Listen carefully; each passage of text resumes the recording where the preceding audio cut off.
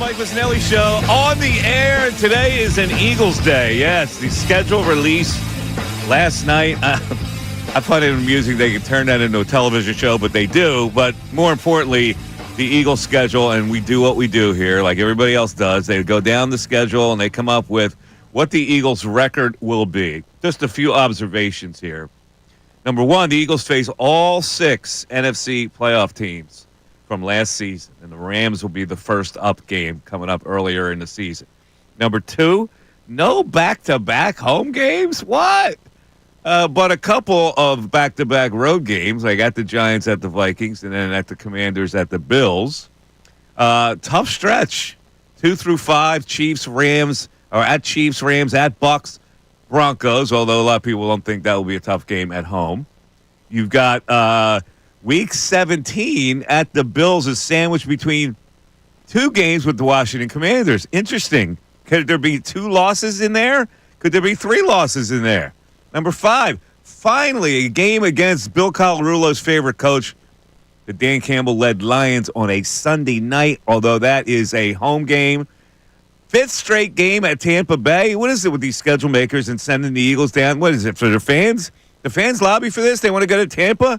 That comes after a tough game against the Rams. And you got Week 10 at the Packers, a revenge game in Green Bay. You've got, let's see, what else we got? We got the short week at the Giants, but the Giants are at New Orleans the week before, so that's no big deal. You've got the Vikings and J.J. McCarthy's 5th game of his career. It's when they play them. And you can come up with all these other little quirks in the Eagles' schedule. The bottom line is we're going to go down each game and predict each game and see what we come in. Now, I haven't done this yet, so I don't know what number I'm coming out with. We do this live and in action. And on that note, let's introduce Bill Colarulo. We call him Mr. Football around here, who's got some observations as well with the general observations of the schedule. Bill, you're on. Yeah, good morning, Michael. Good morning, Ray. Happy schedule release day after, I guess, since it happened last night. But, look, we knew who the opponents were going to be. We just didn't know how it was going to line up. And even before knowing when they were going to play these teams, it's not an easy schedule. You got 11 playoff teams on the schedule.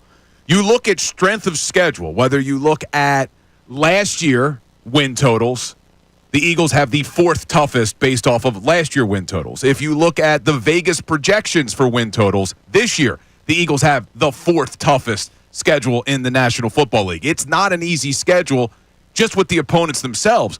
But the way it sets up, you're right, man, it's not easy. No back-to-back home games first time since 2008. And I just look at some of these matchups in here. You mentioned the Week 2 through Week 5, 4 straight playoff teams. Not going to be easy. The 5 games to end the season, 4 out of those 5 are against playoff teams. But here's what I really hate. Week 10, you go to Green Bay for a Monday night football game. And then you have a short week coming back to play the Detroit Lions. So even though that game's at home, that is a short week. I hate that you play Detroit on a short week, where if you look at what Detroit has the week before, they're at Washington on a Sunday. So not that big of a deal for them, not a lot of travel for them.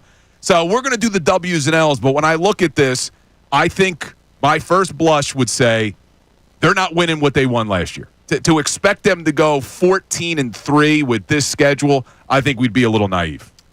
I think you're right about that. So let's move over to Mr. Ray Dunn for his personal observations, off-the-cuff observations. Right? What are you seeing here? Mine are very personal. 6 1 o'clock Sunday games. I love it. I'm all in on this. Yeah. I know we were talking so much about the different primetime things they could get. The fact they got 6 1 o'clock starts on a Sunday is beautiful for me. I enjoy the hell out of that. I will say that I think Bill's already setting up his defense of that loss to the Lions with that short week conversation. I can already feel the Dan Campbell week that we will have on this show with the Lions conversation. Oh, it's a short week. You can't expect Sirianni to beat that team. It's a short week, but short week, man. I do think it's odd. The non-back-to-back home games, and I think I read this in the Inquirer, that's the first time since 2008 that's happened. It's not something that I think is going to derail a season, but it is odd that you don't end up with a situation like that, which means you're just constantly picking up and moving to another spot. I can't say I've ever been a professional athlete. I don't know how that impacts you totally, but I can't imagine you like it too much.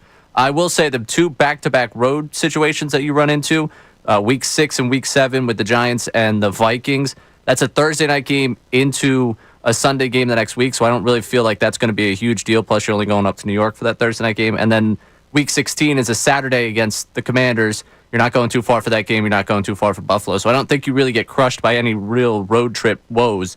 It's just weird you don't have any home games back-to-back. I don't like that end of the stretch of the season that everyone's talked about at this point with the 2 Commanders games and the Bills. You're going to have to take care of business earlier in the season, really, because I don't want that 3-game stretch to mean something come week 16, 17, 18. They do have some primetime games, obviously. They have the first one that comes on Thursday Night Football, and there's a Monday Night Football, there's a Sunday Night Football, then there's another Monday Night Football, and then there's that Saturday game on December 20th. So the Eagles are featured a lot during this regular season, but it is a tougher schedule. And I think you have to allow for a little bit of attrition from the year before, the excitement of the Super Bowl year.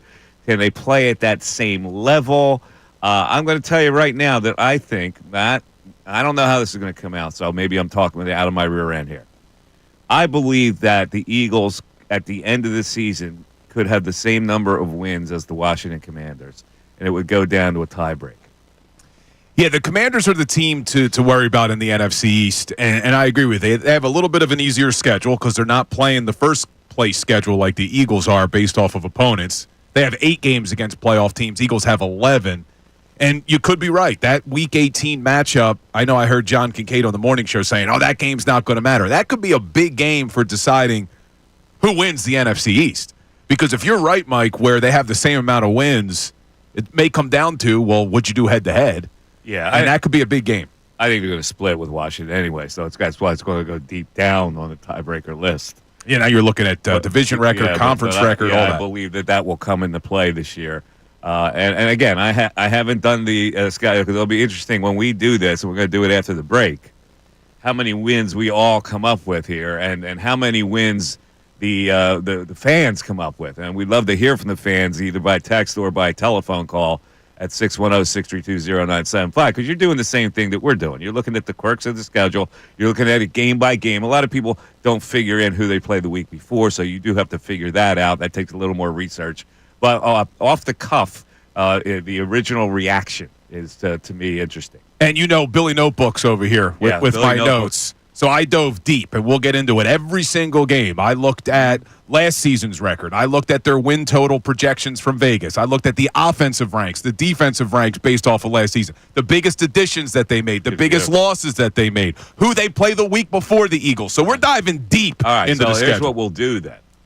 Ray and I will go off the cuff with our wins, losses, and our small rationales, and then we'll throw it to you to go a deep dive into your rationale for the games that you come up with. Yes, and as much as I've done the analysis, I have not yet projected win or loss, so we'll be doing this live together. Okay, sounds good. Ray, anything else to add? No, I'm excited for this. This is my favorite exercise. I enjoy this, especially the fact that I could just go off the cuff. I'm more of a vibe kind of guy for this. It's May. I don't really have any really good insight. You're the Garrett Stubbs. You're the Garrett Stubbs of the show. I would prefer not. Am I getting sent to Lehigh Valley? Is that what you're saying? Should I pack my bags? Yeah. Did Kincade do his predictions? I thought he was anti-prediction. He is, and then Andrew tries to pull it out of him based off of conversation. Okay. All right. Yeah, he's not a big fan of W's and L's. 12-5, John had. Andrew just popped into the studio. Yeah, but John doesn't do W's and L's, but yet he'll predict now that Week 18 is not going to matter. I don't understand. How do you make that prediction without predicting the W's and L's? All right, we'll figure it out.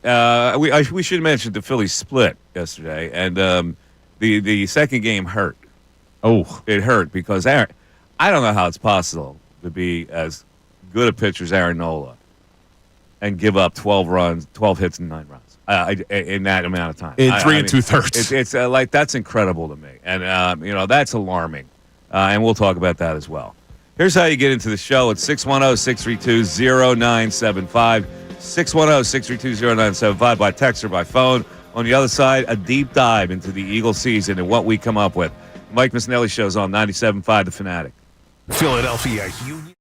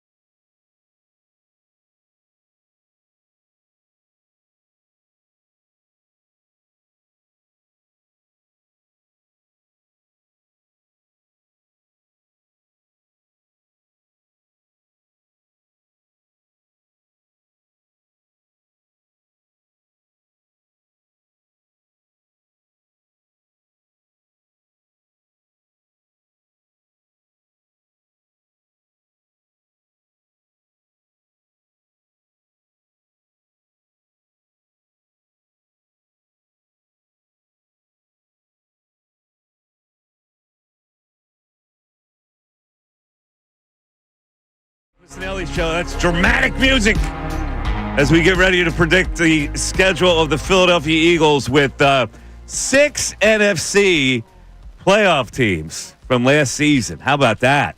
With the Rams. And there are a lot of revenge situations as well. So here we go. This is the way we're going to do it. I'll start out. Ray will give his, and then Billy Football, Billy Notepad, will get deep into his analysis on why he's picking certain games. Again, I have not done this, so we're doing this live on the fly. So let's start with September 4th, Week 1, Thursday kickoff game at 8:20 versus the Cowboys. Eagles win. Eagles win. There's no way you're going to convince me that the Dallas Cowboys are going to be ready for something like that out of the chute. I take the Eagles to win. 1-0. At the Chiefs, game 2. 425 game. Loss. Revenge situation. Loss. Home against the Rams. Tough game. 1 o'clock game. Tough. I got to win. They're 2-1, Bill. At Tampa Bay again. For some reason, they just don't play well down there. Todd Bowles knows how to defend his team. Knows how to defend his quarterback. Loss. They start out 2-2. According to my predictions, yes. Man, That's what they did last year. Broncos. A lot of people think this will be a tough game. Coming off a loss, no way. Eagles win there. They win at the Giants, and they win at the Vikings, and then they win against the Giants at home going into a bye. That's 4 wins stacked on top of each other. They are now 6-2, Bill. 6-2 at the bye. We'll be feeling good week 9. Bye, of course, out of the bye. They're 8-1 under Nick Sirianni out of the bye. At the Packers, coming out of the bye is a revenge loss. Sorry, the Pack with the win there. Lions Sunday night at home. Oh, Dan Campbell's been waiting for this game. The Lions faithful have been waiting to get a piece of Philadelphia Eagle ash. Loss. 6-4 as we stand here. At the Cowboys. Win. They sweep the Cowboys again. 7-4. Bears at home. They win. 8-4. At the Chargers. This is a tough game. I got to win. They're 9-4 here. Raiders 10-4. Uh-oh. What's going on? At the Commanders. Loss. At the Bills. Loss. 10-6. Final game against the Commanders. They need it. Win. 11-6 to tie the Commanders for the division. There it is. 11-6 I got, Bill and Ray. Ray, you're up. All right, let's do this. Am I really going to be the guy on Philadelphia Sports Talk Radio that picks them to lose the opener to the Cowboys? No, you're not. No, I'm not. Come on. The Cowboys are going to watch that banner be unfurled. We're going to have a good night that night. They win the opening game against the Cowboys. Then they go out to Kansas City. There's the chance for revenge for Patrick Mahomes, but you're telling me that the Chiefs are going to come back from Brazil and prepare themselves to make up for the ass-kicking they got in the Super Bowl? Not happening. 2-0. Now, the Rams, they will be ready. Jared Verse will get his revenge. He will walk off that field mocking all of the Eagles fans that he supposedly hates for whatever reason, and the Rams win that game. The Birds fall to 2-1. They go down to Tampa Bay, and you know my love for Todd Bowles. The man is a Temple legend. The guy is just a great coach. He's figured out how to stop this offense, but not down there in Tampa Bay. They will have a healthy Eagles team against the Buccaneers this year in September. They win that game. They go to 3-1. Broncos, I'm not even going to waste my time. Not even going to waste. That's a win. Giants, also a waste of time. Sorry, Mom. That's another win.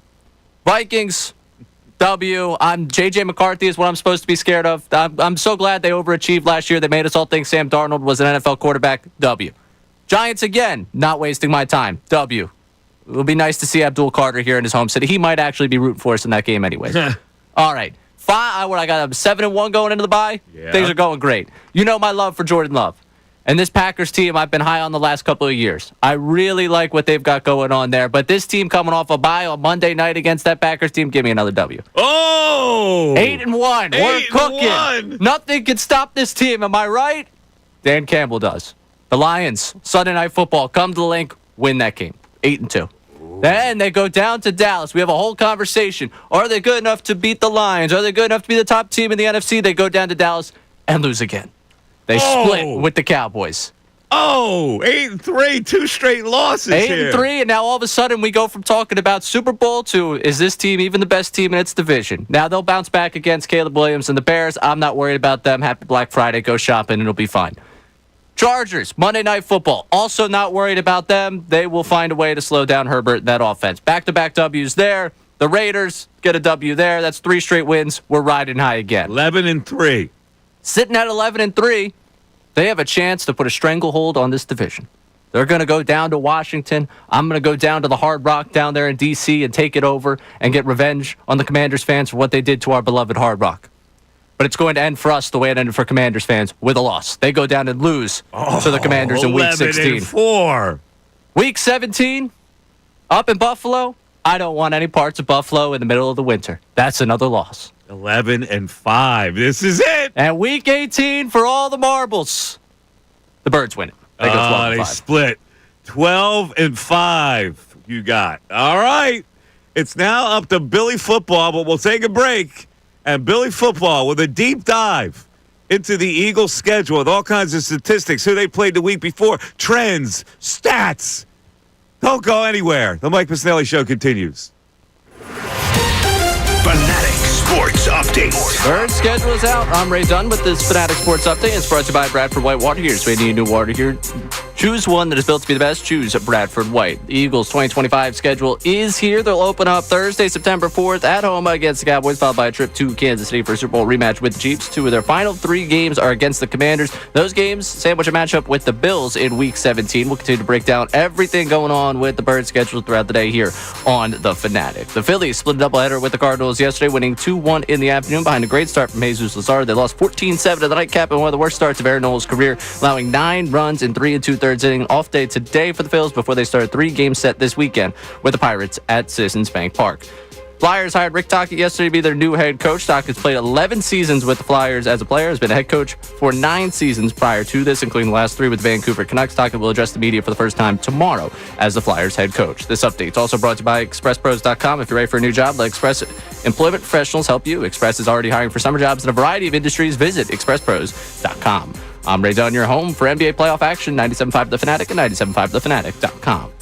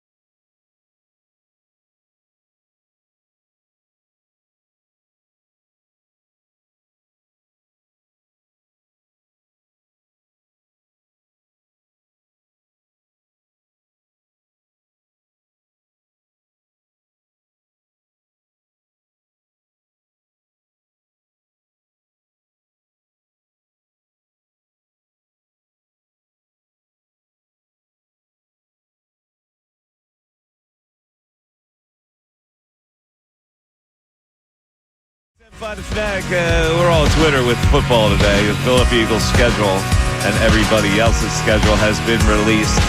It's turned into an event. And this is always a fascinating exercise when you go down. And there's a lot of cynics out there. Go, how could you, David? No one would ever know from game to game what they're going to win. We were just having fun. That's all. It's all fun. It's all fun and games. You know, maybe it turns out the way we say. Maybe it doesn't. We'll live the season anyway. But let's take a deep dive in it. Mr. Football. Mr. Football he couldn't wait for this day to happen because he's got his yellow pad out there. He's got all his little organized little notes. He's got a ruler that he puts lines through the whole bit. It's very neat. Yes. Yeah, just show the people. I don't know if I could put it up there. I don't want to show the secret sauce, but real quick glance. There you go. All right. So here's the thing, Mike, that I think Eagles fans are going to have to get used to this year that we haven't really had to deal with in previous years, and it's the up and down nature of the NFL season. Look back at the last 3 seasons. Even though all 3 seasons didn't necessarily go the way we wanted them to go, in 2022, they started the season 13-1. That was pretty much a stress-free regular season until Jalen gets hurt in Chicago, and then you got to steal that last game to ensure the number 1 seed. But 13-1 to start the year. In 2023, we know how it ended, but remember how that season started. 10-1 to start the season. Last year, after starting 2-2, they end up winning 10 straight games and 16 of their last 17 on the way to the Super Bowl victory. And the only game they lost was when Hurts gets hurt in that Commanders game. We've been spoiled with these winning streaks.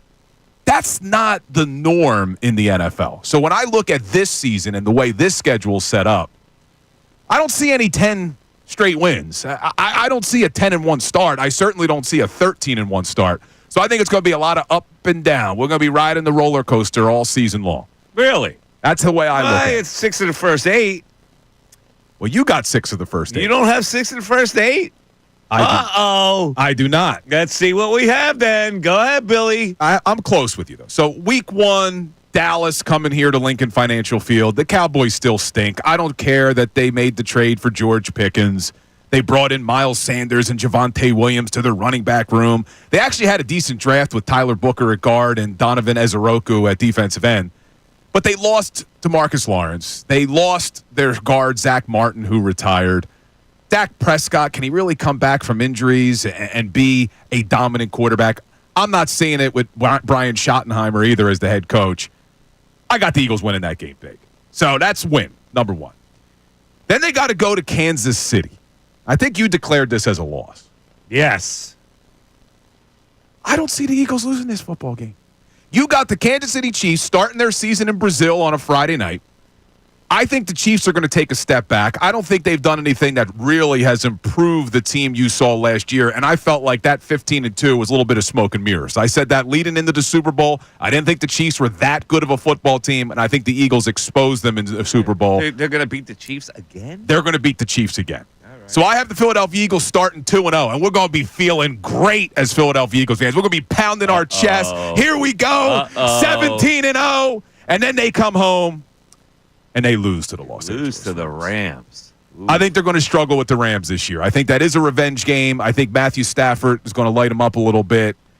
You're bound to lose a game, and that's going to be one that they lose. I do like what the Rams did. They added Devontae Adams. They replaced Cooper Kupp, who unfortunately has lost a step. So I got them losing that game. Then they go to Tampa Bay. Todd Bowles, for whatever reason, he has been the kryptonite for Jalen Hurts. They lose that game.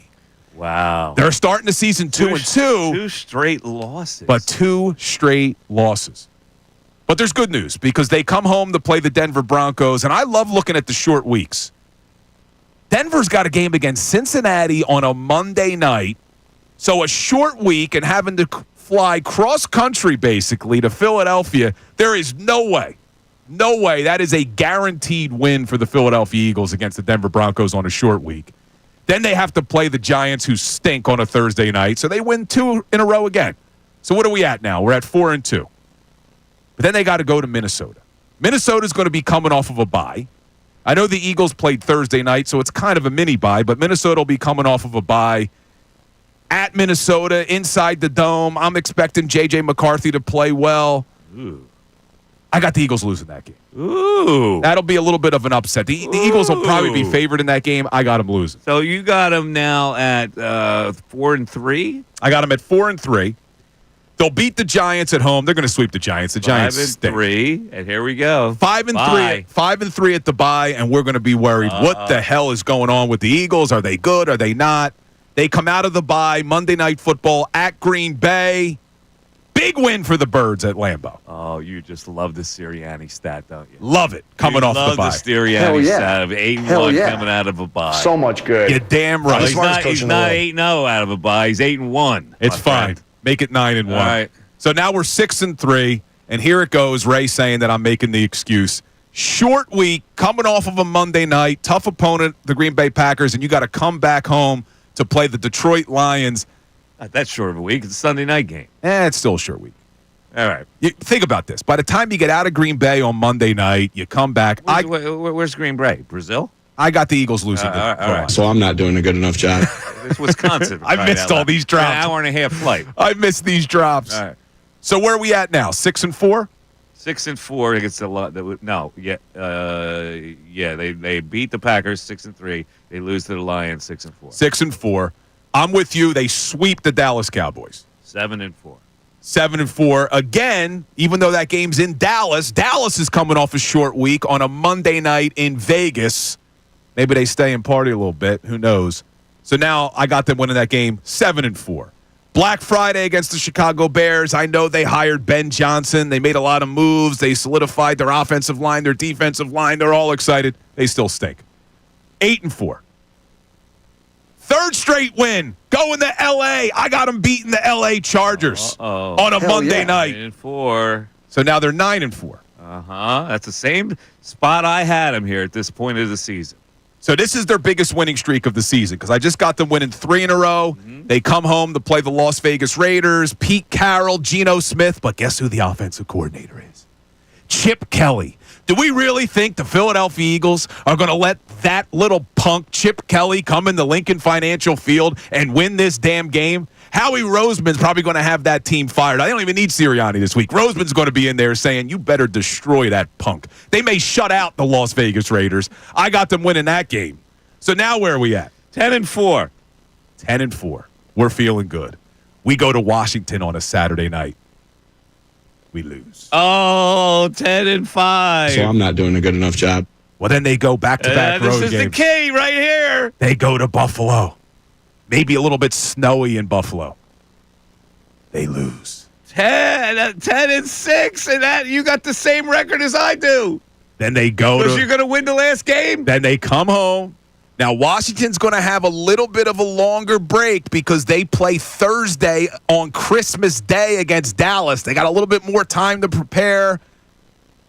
Not going to matter. Philadelphia Eagles win in Week 18. Lincoln Financial Field, improving their record to 11-6. And here's the problem, though, Mike. I'm just not sure 11-6 wins the division. I think you could be right. And I still have the Philadelphia Eagles. I think they will get back to the Super Bowl this season, but they may have to do it as a wild card team because I think the Commanders may win the division. I still got to see how it all plays out. There's still a long time, but I got the same record as you, 11-6. 11-6, and Ray, the optimistic one, 12-5 division win, Ray? Yeah, they do it in Week 18. Division winner. Bill, I have said, Bill's saying the Commanders may win it outright. I'm saying that the Commanders can win it on a tiebreak. So 11-6, I think, is the key figure, and 12-5. A lot of people will go there. Does anybody have 13 wins to the schedule? I don't know. We'll take your calls at 610-632-0975. It's the Mike Missanelli Show on 97.5 The Fanatic. We want to hear from you.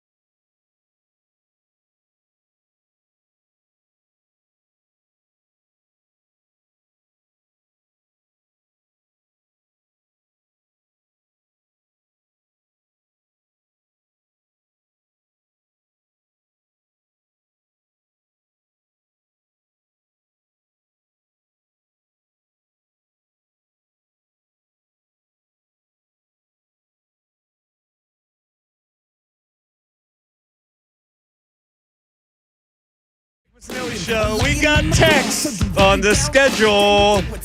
Predictions are most optimistic being Ray Dunn's 12-5. Bill and I both at 11-6. And does this call into question Sirianni's magic, Bill? 3 games worse than last year. Stop. I said that Andrew Salciunas grabbed me during the break. I know what you're doing. You're saying that the schedule's tough so that your boy Sirianni looks like a really good coach when they have a good season. I said, I'm done selling Sirianni. I don't need to sell him anymore. You're done selling Sirianni. Am I really at that point? You would never be done. Come on, man. He won the Super Bowl. I don't have to sell the guy anymore. He should be accepted. Although we haven't gotten the contract extension yet, which is a little bit surprising. Yeah. That's a little surprising. But I'm looking at the projections from Vegas, Mike, because we talked about would 11 wins be enough for the Eagles to win the division. The Washington Commanders over-under on wins is 9.5 in Vegas, which is a little light. It is. Eagles are 11.5 Wow. as projected wins. Well, then there shouldn't be any worry. Yeah, I guess not, man. I'm a little surprised. I guess they're thinking a little sophomore slump for the rookie. I'm thinking that maybe the Commanders get up to 11, no more than 11. They're not going to win the division with 12. Their only hope is to tie the Eagles at 11, and I think 11 is very feasible for the Eagles this year. Yeah, you're right. 11 should be feasible. It's really tough to keep the same intensity from a Super Bowl year, don't you think? Well, what makes it tough, too, is you got the bullseye on you, right? That's what I mean. Yeah, everybody gets up for that game. You know, and you come in, you're not as hungry. I don't care what they say. Yeah, we want to repeat. You can't be as hungry. No, you climbed a big mountain, man. There's got to be a little attrition from that. I'm going to say something that I don't want people to, hate on me for this.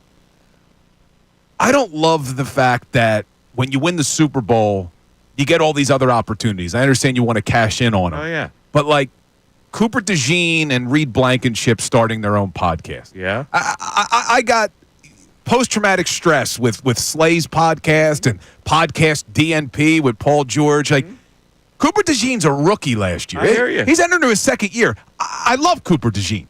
And I don't want to be hated on, but at the same time, maybe you shouldn't start a podcast just yet. It may be a little bit soon. I know you want to cash in when you're hot and you're at an all-time high, but Cooper DeJean's at the Kentucky Derby. Oh, yeah. He's got Kay Adams hitting on him. He's out and about, by the way. I heard some friend of mine was hanging out with him a couple weeks ago. Hopefully he can handle it. But not everybody who's a young kid. I don't know. How old's Cooper DeJean? 22? And he's Iowa young. Correct. Correct. Yeah, he's That's 22 different. ye's old. He's Iowa young. He's in the big city now. He's Iowa naive young. It was like when Mrs. Dunn sent Ray on the train to the big city to go to Temple. Exactly. They didn't know how he was going to pan out. That's correct. And it's gone. He went tragically bad for me. He went from racing those bumper cars at that place in Oaks to the big city. Correct. He had an ice cream cone on a Friday night in Oaks, and then he was taking shots down in Old City a week later. It's worked out for me. Cooper DeJean will be fine. Cooper, if you need any advice, let me know. All right, Ray Dunn, what's the text board screaming? Oh, we have someone already with Andrew Salciunas in calling out Bill's excuses for Sirianni. The short week excuse is almost as bad as I got the kids' excuse. Listen, the short week is not an excuse. That's a real thing. You come off of a Monday night away. You go from Monday night to Sunday night. Stop. Come on. You lose a whole day, dude. Stop it. You lose an entire rest day. You got day. that whole day Sunday to rest and rehab before you play. Look, the Eagles play on a Thursday this year. They play on a Friday. They play on a Saturday. They play on a Monday. The biological clock, you're saying, is going to be affected. It's not going to be an easy year for the Birds. Now, what's nice is we'll have 7 Sundays where we can just sit and watch Red Zone for 7 hours. Yeah, you like that. I got to ask you a question. If they get down to 6 losses at 11-6, what will people be saying about your beloved head coach? Oh, stop. I'm saying. You're telling me they ended up with 11 wins after what they did last year. What, you think people are going to be a little more scrutiny on your boy? You're talking about a 5th straight playoff appearance for Nick Sirianni? 11 wins? Come on. This is the new norm here. 11 wins ain't the new norm. Now, this isn't going to happen. But the Eagles could go 6-11, and no one should say anything about Nick Sirianni at this point. If they go 6-11, what are you, drunk? They shouldn't. Yeah. They're not going to. They'll be all over them. They're going to be back in the playoffs. Right, what else you got? All right, keeping with the Commanders conversation here, Mike from Cape May. Commanders are going to be average at best. The Eagles sweep them easily. How are they going to be average at best? How? See, that's just a silly statement. You can't make statements like that. You sound foolish. All right. They're going to be average at best. They're a coming team. Let me give you some of this stuff from last year, and I expect the Commanders to take a step forward. They were top 5 in points on offense. They were top 7 in yards on offense. Their defense was middle of the pack. They were 13th in yards, but they were very good against the pass. What they needed to do, they were top 3 against the pass. They were 30th against the run. So they needed to do something to try to solidify the rushing attack against them. They signed defensive tackle Javon Kinlaw. They're hoping that'll help. And they made that big trade for Laramie Tunsil. They brought in Debo Samuel. They got better. They definitely got Michael better. Gallup. They drafted that tackle Cornery in the draft. They got a playmaking quarterback. Anybody that has a playmaking quarterback is going to be a good team. They were on the come last year. They weren't quite ready. I do find it interesting, though, that you win 12 games last year, the Commanders. You make all these improvements to your roster. 9.5. And your over is 9.5. A little interesting. That is very telling situation. That's a line that's telling me something.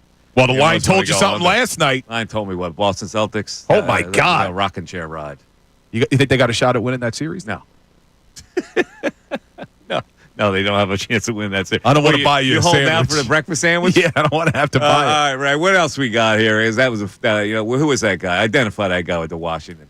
Mike in Cape May. Mike and Kate May. Come on, brother. A little bit of a homer there, I think. Let's move on. All right, Jim from Souderton. They're not losing more than 5 games. I got them at 12-5. I think you guys are giving them too little credit for being able to meet the challenge of good teams on the schedule. No one stops their running game, and if Barkley stays healthy, 12 wins minimum is a lock. Mike, I'll bet you a cheesesteak from JRP. I got the Eagles 12 or more wins. You got 11 max. John Rose Pork, for people that know what JRP would be. I wouldn't know what that is. Now, look. Listen, here's the season hinges to me on that 2-game at Packers at Lions. If they can win one of those, then they got 12. I think they're losing both of them. Yeah, I got them winning Green Bay and losing. You have no to respect Detroit. for Green Bay.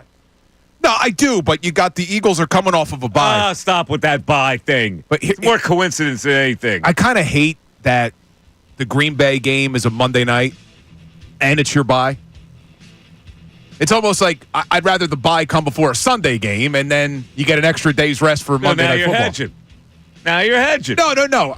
It'll help them in the Green Bay game, but the bye doesn't necessarily help them on a regular Sunday game, is what I mean. All right. And the upfront games, the first 4, like they could beat the Rams and lose to Tampa Bay, or it could be reversed. They could lose to the Rams and beat Tampa Bay. Either way, that's going to come out the same for me. 610-632-0975. Test our phone system. We had a little blip yesterday, but we came on strong. I want to hear from you. Mike Missanelli Show continues. Fanatic Sports Update. Third schedule's out. I'm Ray Dunn with this Fanatic Sports Update. The Eagles' 2025 schedule is here. They'll open up Thursday, September 4th at home against the Cowboys, followed by a trip to Kansas City for a Super Bowl rematch with the Chiefs. 2 of their final 3 games are against the Commanders, and those games sandwich a matchup with the Bills in Week 17. All things told, the Eagles with 6 Sunday at 1 o'clock games, plenty of primetime games this season as they try to defend their Super Bowl title. We'll continue to break down the schedule throughout the day here on The Fanatic. Yesterday, the Phillies split a doubleheader with the Cardinals, winning 2-1 in the afternoon behind a great start from Jesus Luzardo. They lost 14-7 in the nightcap. One of the worst starts of Aaron Nola's career. He allowed 9 runs in 3 2/3 innings. They'll have an off day today before they start a 3-game set at home against the Pirates this weekend. Flyers hired Rick Tocchet to be their next head coach yesterday. Tocchet, who played 11 seasons with the Flyers, has been a head coach for 9 seasons prior to this, including the last 3 with the Vancouver Canucks. Tocchet will address the media tomorrow for the first time as the head coach of the Philadelphia Flyers. This update is brought to you by Mercedes-Benz. The Mercedes-Benz Dream Days are back with offers on vehicles like the 2025 E-Class, CLV Coupe, C-Class, and EQE Sedan. Hurry in now through July 31st. Learn more at mbusa.com/dream. I'm Ray Dunn, your home for NBA playoff action, 97.5 The Fanatic and 97.5thefanatic.com.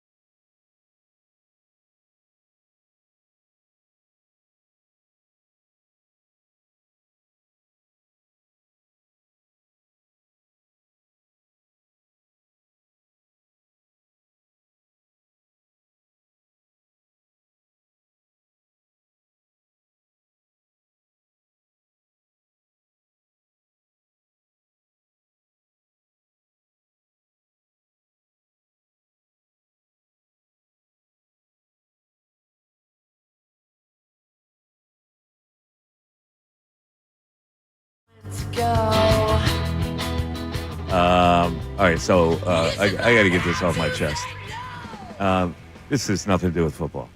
It's a grocery store thing. Now, you tell me about it. Explain this to me. I thought you were going Tootsie Roll. No, not yet. The Tootsie Roll comes later in the show.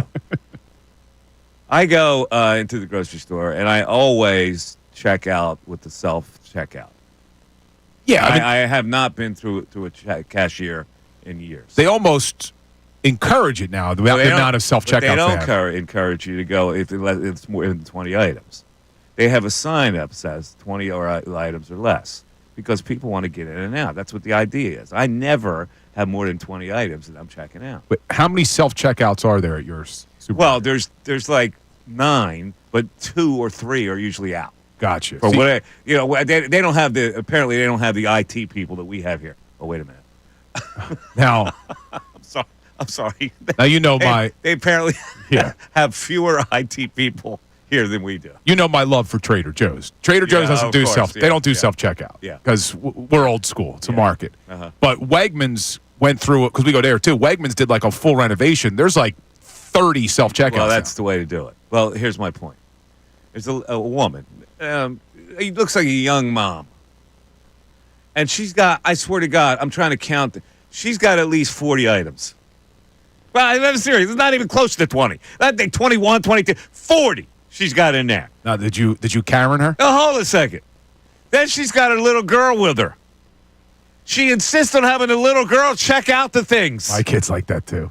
My kids want to do the same thing. And then Can we do the checkout? She's like slamming the thing on the thing, and she can't. Obviously, she doesn't know that it's the barcode that makes the. Honey, you got to do this. And I'm going, lady, give me a break. Did you say anything? No, I didn't say anything, but I wanted to say something because that's the responsibility of the damn grocery store to be the proctor. Ma'am, that's too many items for this area. Am I asking for too much? Here's the thing about Earth. People are naturally not courteous to each other. They couldn't give a flying F about anybody else. Now, that woman thought it was appropriate to give 40 items to the self-checkout and have her daughter check out the little frozen vegetables.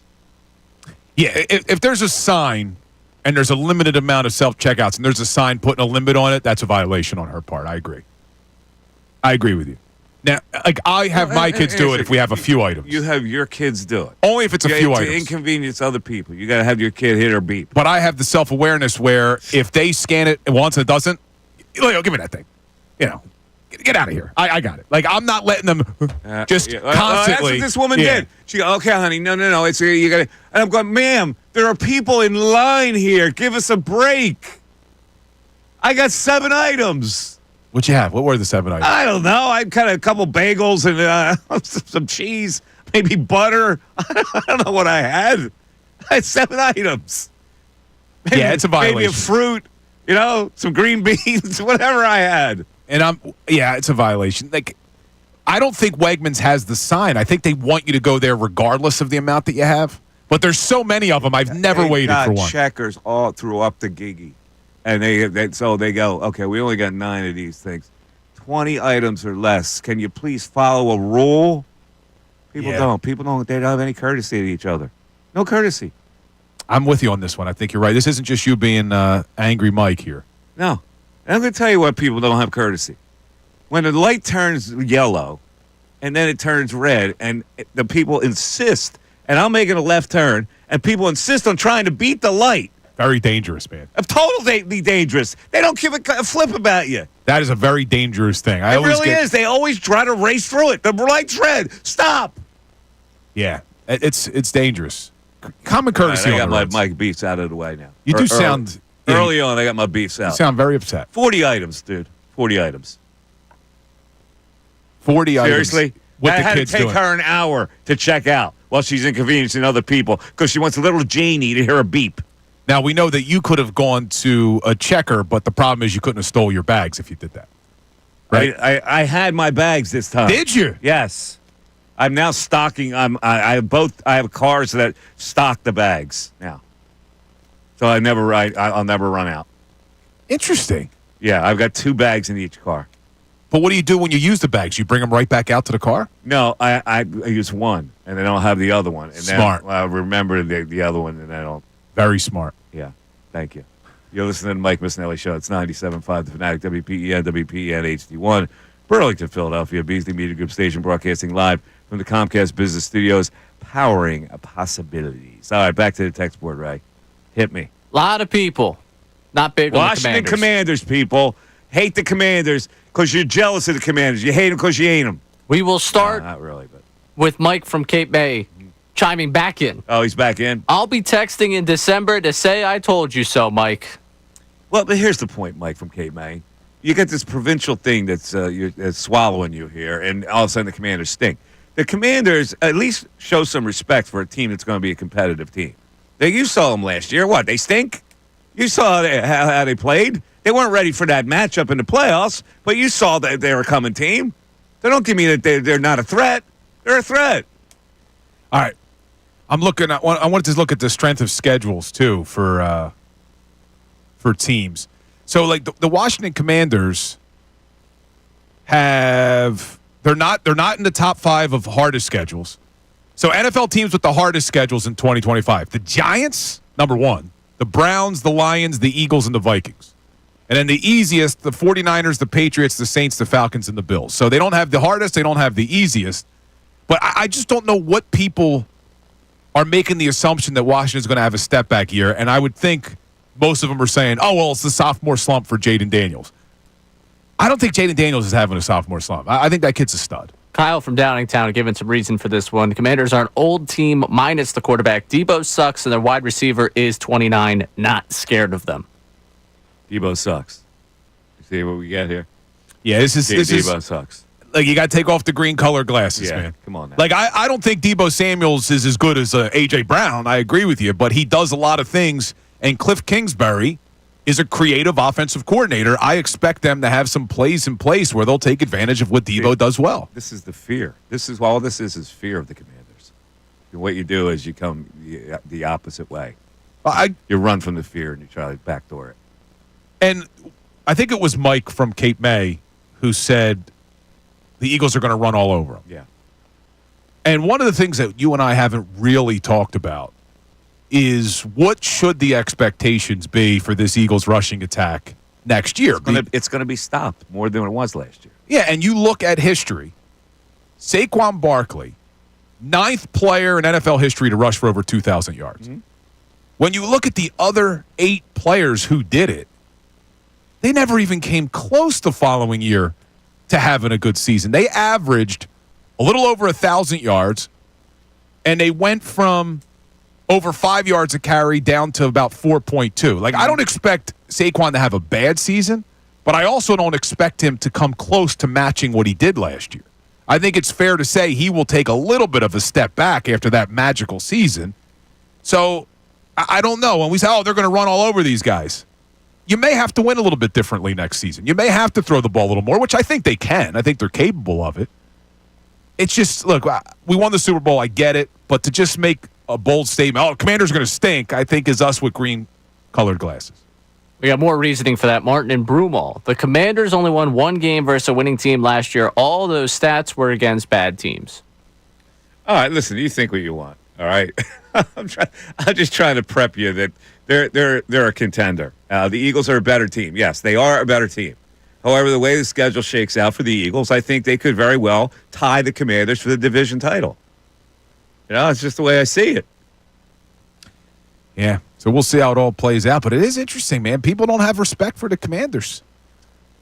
Maybe we're wrong, Mike. Maybe Washington is going to take a step back. I don't know. Well, maybe the Eagles take a step back. See, I think people are judging the Eagles at the same standard that they played at last year, and they're not going to play at the same standard. And a lot of the reason is because their schedule is going to be tougher. A lot of the reason is because they're going to be more prepped to stop that rush attack. There's a lot of things that could change when you prepare to play the Eagles this year. The fact that they're Super Bowl champs and every game that opponent plays is their Super Bowl, playing against the Eagles. Correct. Yeah, it is difficult. But look, if a team is capable of doing it, it would be the Eagles. I mean, they're built the right way. They really didn't lose much this offseason on offense. Some questions on defense. They need some guys to step up on the edge. Some of these flyers they took on the Uches and the Ojalaris of the world. We don't know how much Jahad Campbell is going to contribute his rookie season. Is he going to be ready for camp? I heard Sirianni, I don't know where it was. I don't know if it was on a radio hit or if it was one of his press conferences. And when he was talking about Jahad Campbell being ready, he cited how Cooper DeJean missed training camp and still contributed, which made me a little nervous because I'm like, all right, well, is Jahad Campbell missing training camp? Is he not going to be ready? 610-632-0975. That's how you climb into the show. We'll get back to our text board when we get to your calls after this. The Mike Missanelli Show continues. Andrew Salciunas.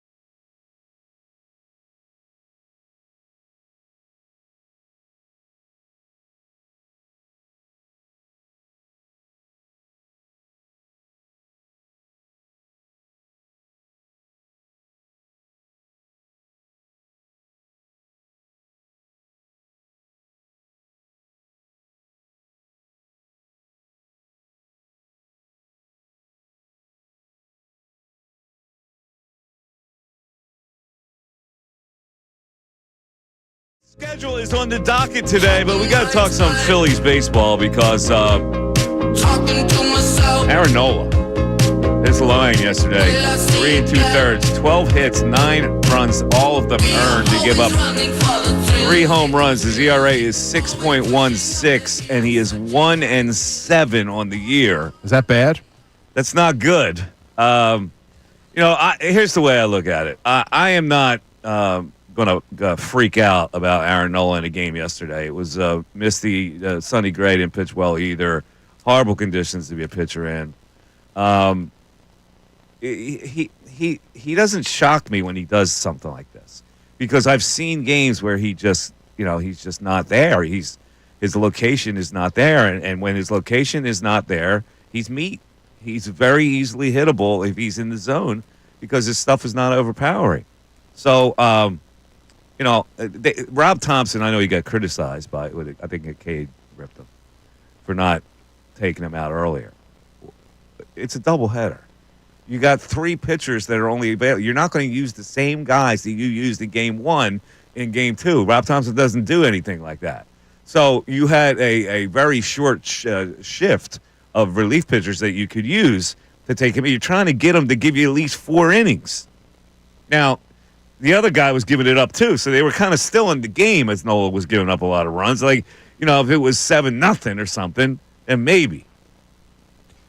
Yeah, because they used Alvarado, Kirkring, and Romano all in. Yeah, they were done. They weren't going to come back. They weren't going to come back and pitch. Yeah, Thompson said it, that the relievers they would use in game 1 wouldn't be available for game 2. Yeah, so he went with Tanner Banks. He squeezed 3 innings out of Taijuan Walker, who was done. Once he hit just like almost 60 pitches, you saw he was gassed. Yeah, he wasn't sharp either. Hernandez they had to use, and then the kid they called up from the minors, Robert, had to get an out for him. So they're not like they had a lot of options there, hoping that Nola could at least get him through 4. Yeah, and look, I tweeted out last night after Nola's outing. You're worried that I am late to the party, but I'm now worried You're worried. as well. You're worried about him. And I am. And I had people come at me and say the same thing you just said. Well, it was bad weather. Look what Sonny Gray did, too. If this was the outlier this season for Aaron Nola, then I would maybe give him the benefit of the doubt.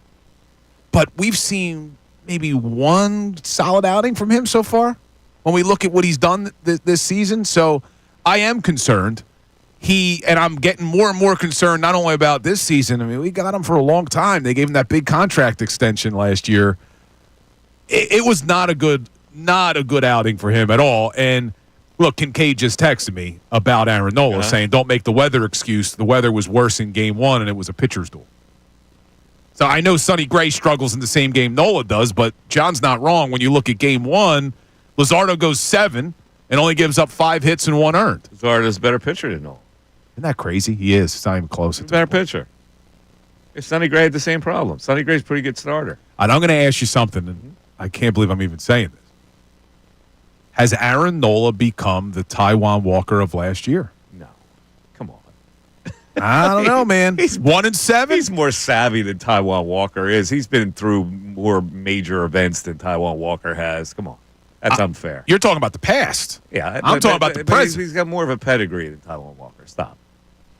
I hope, man. I hope you're right. I hope he bounces back.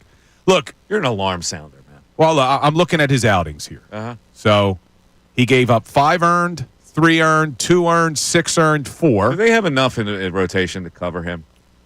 They probably do. Okay. Oh, so I said he had 1 good outing. He had 2.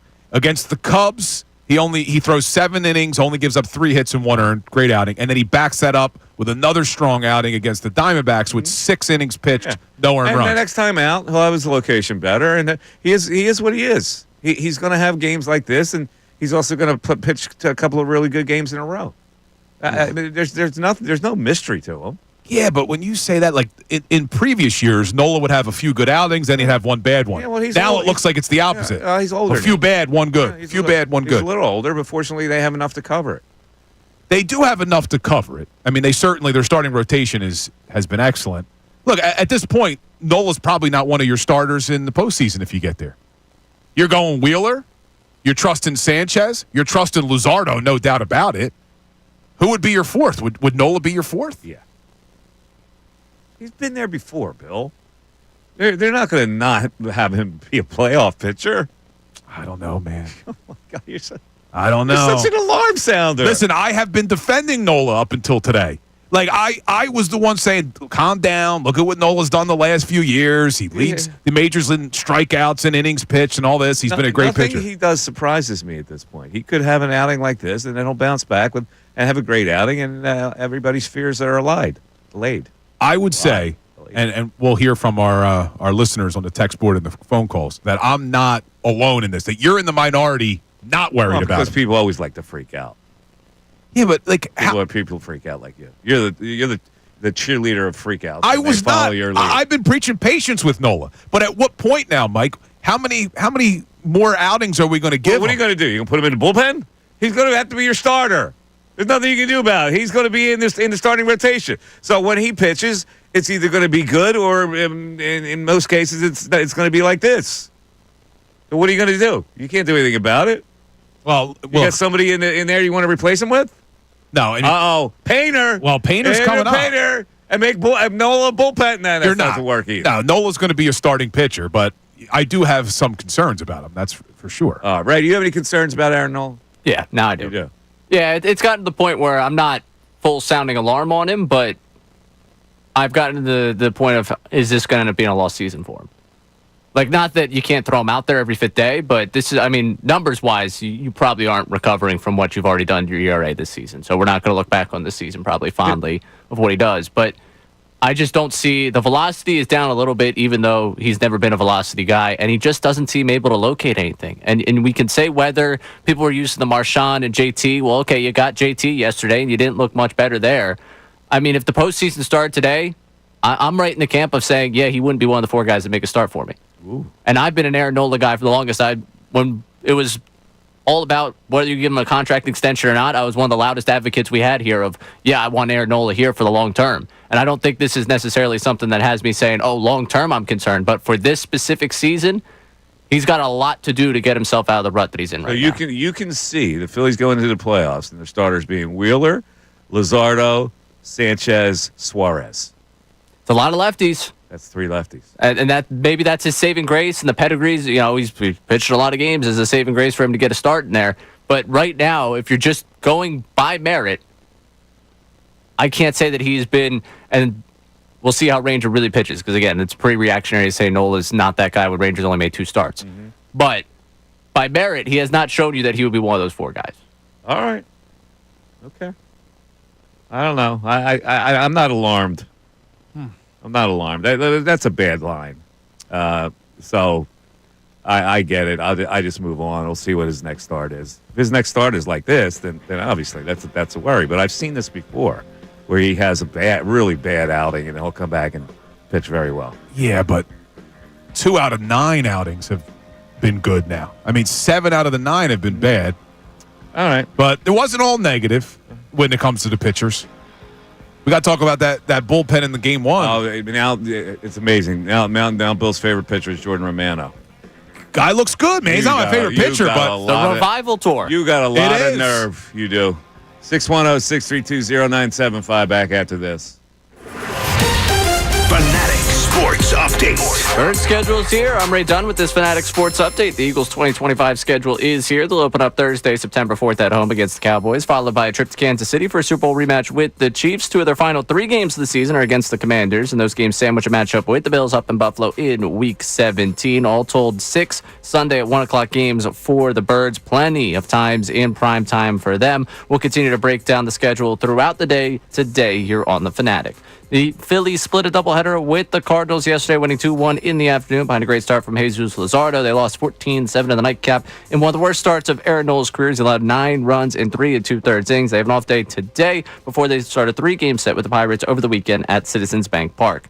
The Flyers hired Rick Tocchet to be their next head coach yesterday. Tocchet, who played 11 seasons with the Flyers, has been a head coach for 9 seasons prior to this, including the last 3 with the Vancouver Canucks. Tocchet will address the media tomorrow for the first time as Flyers head coach. This update is brought to you by Mattress Firm. Get matched and sleep at night during Mattress Firm's Upgrade Your Sleep sale. Take 120 nights to love your new bed or your money back. Restrictions apply. I'm Ray Dunn on your home for NBA playoff action, 97.5 The Fanatic and 97.5thefanatic.com.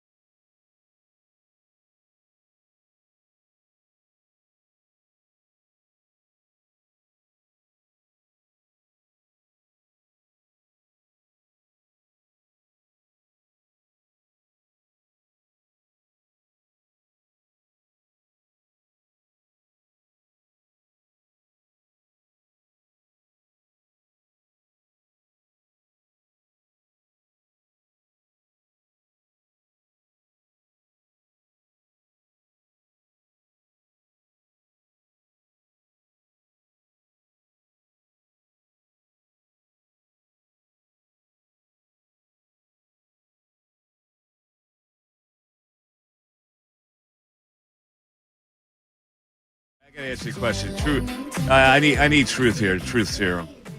The whole NFL schedule release TV show. Did you watch it at all? I did not. I had the kids. No, I'm kidding. I didn't. I'm like, you know what? I'm just going to wait. What is? Please, you got to explain to me. What is the lore of this? Well, look, the NFL cashes in on everything because the NFL is king. But first of all, we kind of knew what the schedule was for the Eagles before the TV show even broadcast last night. Yeah.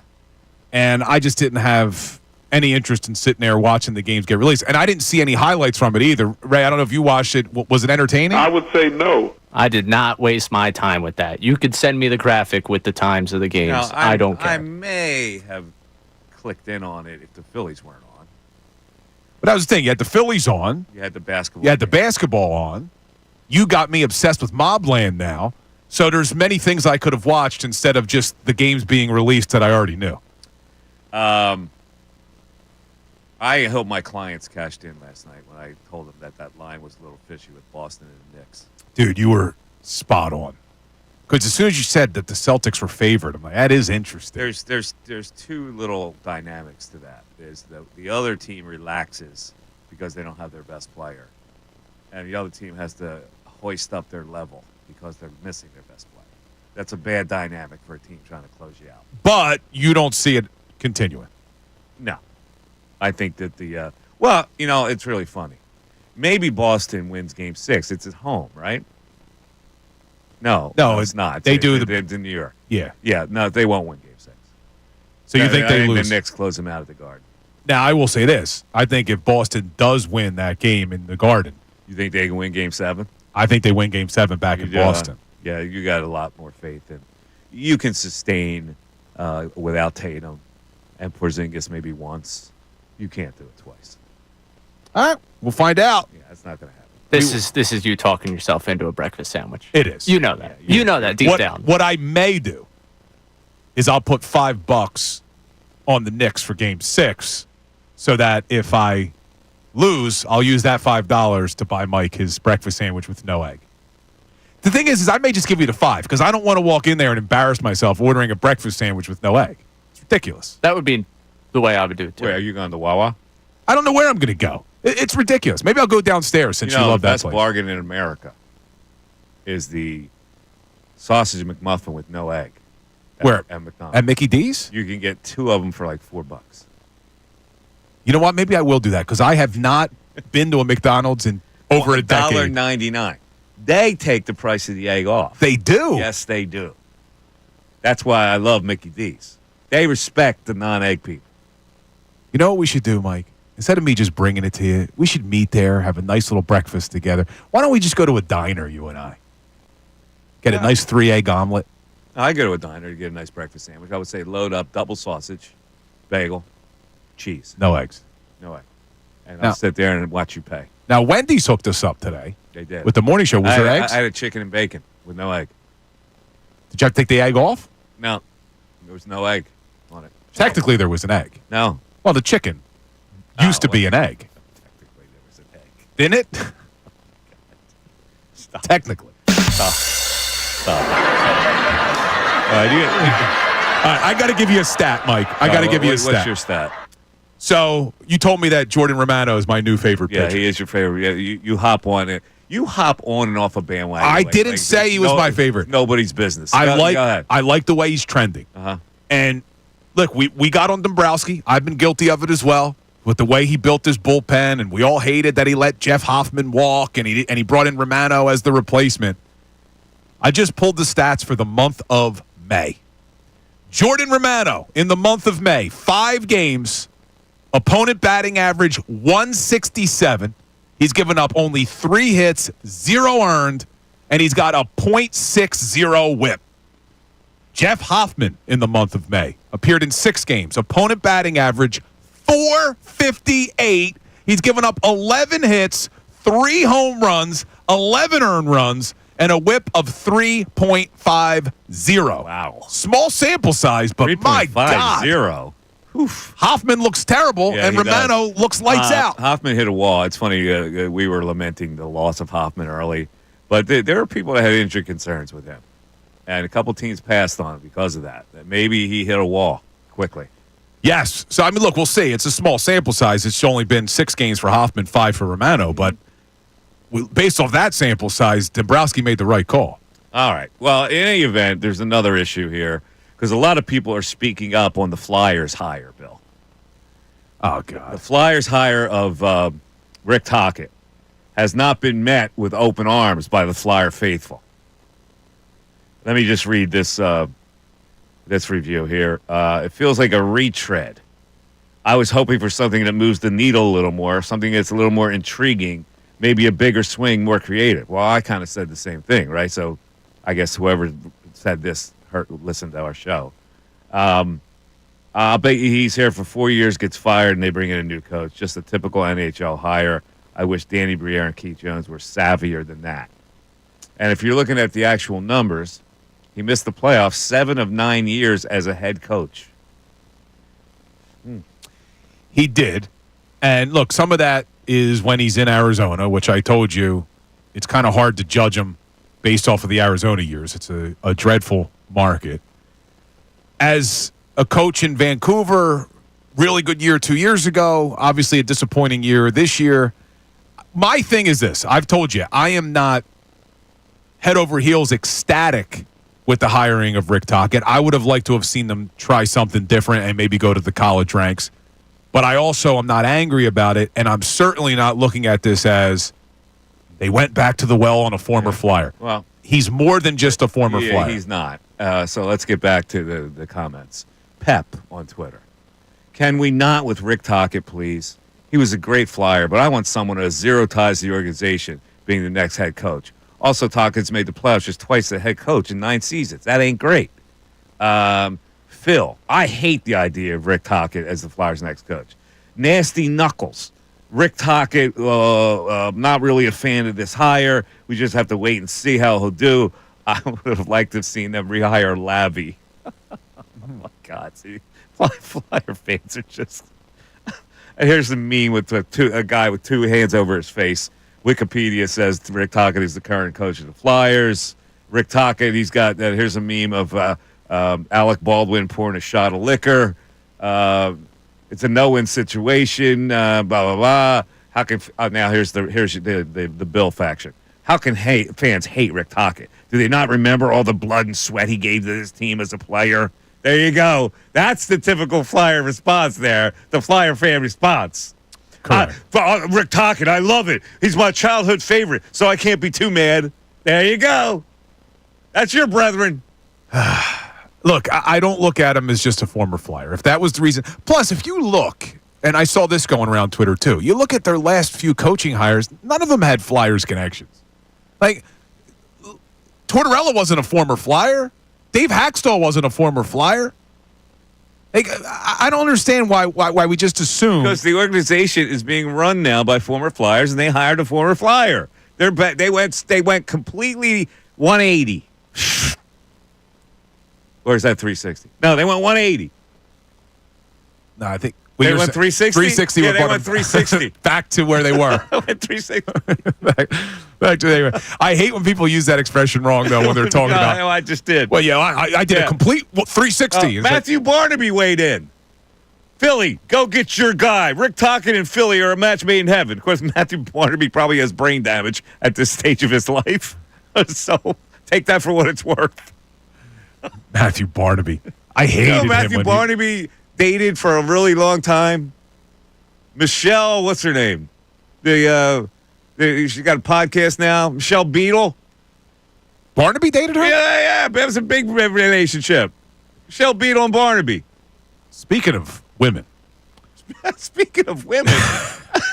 Did you see the leaks from Wait. Speaking of women, I just Matthew Barnaby in there. No, you said Michelle Beadle. Yeah, but I've had this on my mind for a while. The transition of that. Ray knows. Speaking of women, yeah, I know where he's going. I'm trying to delay this. Ray knows exactly where I'm going. Let's take a break, folks. Ray knows exactly where I'm going. Where are you going? What are you doing? Ray, all I said was speaking of women. Can you guess what I'm about to talk about?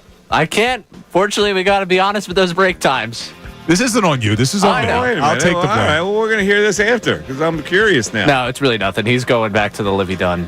He's going to Livy Dunn? Did you see the Sports Illustrated thing? Yeah, did you see those leaks?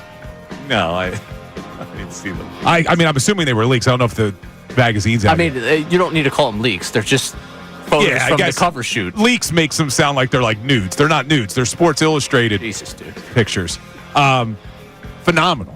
How does that come out of nowhere? Phenomenal. It hasn't come out of nowhere. Speaking of women. He's been waiting to make that point for like 3 hours. 610-632-0975. Back. Beautiful. after this. Connor Thomas. If you're an opposing team, how do you consider?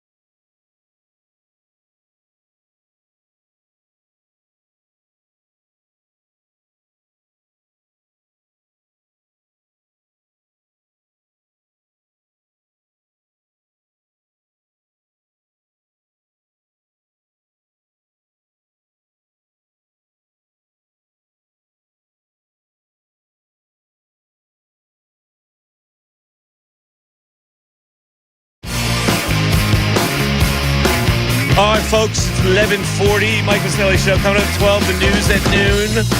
Phillies split a doubleheader yesterday. The Eagles' schedule is out. Let's just go over our predictions again for the people who are just tuning in. My predictions are as follow. First game, win over the Cowboys. Second game at the Chiefs, loss. Third, they bounce back and beat the Rams here again, even though it's revenge. But then they go to Tampa Bay and lose. Now, those games could be interchanged. They could lose to the Rams and then go down to Tampa Bay. Either way, the first four, I got them 2-2. Then it's a run. Win over the Broncos, win at the Giants, win at the Vikings, win against the Giants at home. Bye week. That makes them 5-3. Out of the bye, where they're 8-1. Doesn't matter. At the Packers, revenge situation. They lose that game in Green Bay, and then they come back for a Sunday night game and lose to another team from that division. The Detroit Lions have been sharpening their knives for a while to get a piece of the Philadelphia Eagles. So I got losses there. At the Cowboys win, they sweep the Cowboys. Bears, they win. At the Chargers, they win. They're 9-4. Raiders make them 10-4. And then 2 losses in their last 3 games, 11-6, and I believe they will then have to win a tiebreaker to win the division over the Commanders. Billy? Yeah, I said a little earlier, I'm expecting more of a roller coaster ride this season for the Eagles than previous years. We've been a little spoiled over the last 3 with long winning streaks, and I don't expect to have them that much this season. So I got them winning week 1 against Dallas, going to Kansas City in week 2. I actually have them winning that game as well. I know you have them losing that game. I think the Chiefs are going to have a little bit of a step back year. You know how hard it is to go to the Super Bowl, lose, and then try to have a solid season the next year. We were the victim of that in 23. I think the Chiefs will be the victim of that this year. Start the season 2-0, feeling good. They're going to lose at home to the Rams. Revenge game for the Rams. I think the Rams come into the link, and they're going to win that one. Then they go to Tampa Bay, where they've had a lot of struggles against Todd Bowles. He seems to be kryptonite for Jalen Hurts. I got him losing that one as well. So 2-2 after 4 weeks. Go home playing Denver, who's coming on a short week from a Monday night game against Cincinnati. Beat the Broncos. Follow that up with a Thursday night win over the lowly Giants. We're 4-2. We're feeling good. But then they lose at Minnesota, who's coming off of a bye. Win again at home against the Giants the week later. So I have them headed into the bye at 6-3. Oh, of course, Sirianni coming out of a bye. Sacred Sirianni. You're damn right. Yeah. Coming off of a bye week, they beat Green Bay in Green Bay on Monday Night Football. Jordan Love will continue to decline, Ray. I know that breaks your heart. Let me ask you a question. That 8-1 record, who are those wins over coming out of a bye? Don't you with all your yellow pad knowledge there, you didn't investigate that. That 8-1 is a hollow number. Wait, unless you prove they beat good teams coming out of a bye. Wait a second. What? They're playing the Packers coming out of a bye. Is it the same? Or are you going to rely on the 8-1? Wait, you say 8-1. Who did they lose to? I'm trying to think. I don't know, but they won 8 games. Now, who did they beat in those 8 games? Well, one of them would have been the Chiefs in the Super Bowl. Okay. Technically, that's a bye week, right? I want you to do research on that before you get all cozy about Sirianni's record coming out of a bye. But go ahead with your predictions. You know what? I will. But then I have them short week coming home, Lincoln Financial Field, the Detroit Lions in town for Sunday Night Football. I think that's going to be a little bit of a letdown for the Birds on a short week after going with a big win in Green Bay. And I think the Lions are going to be all fired up for that game. Oh, my God. Imagine that. The crow you're going to have to eat if Dan Campbell wins that game. Oh, Lions will win that game. Man, look at that, Ray. I got them losing.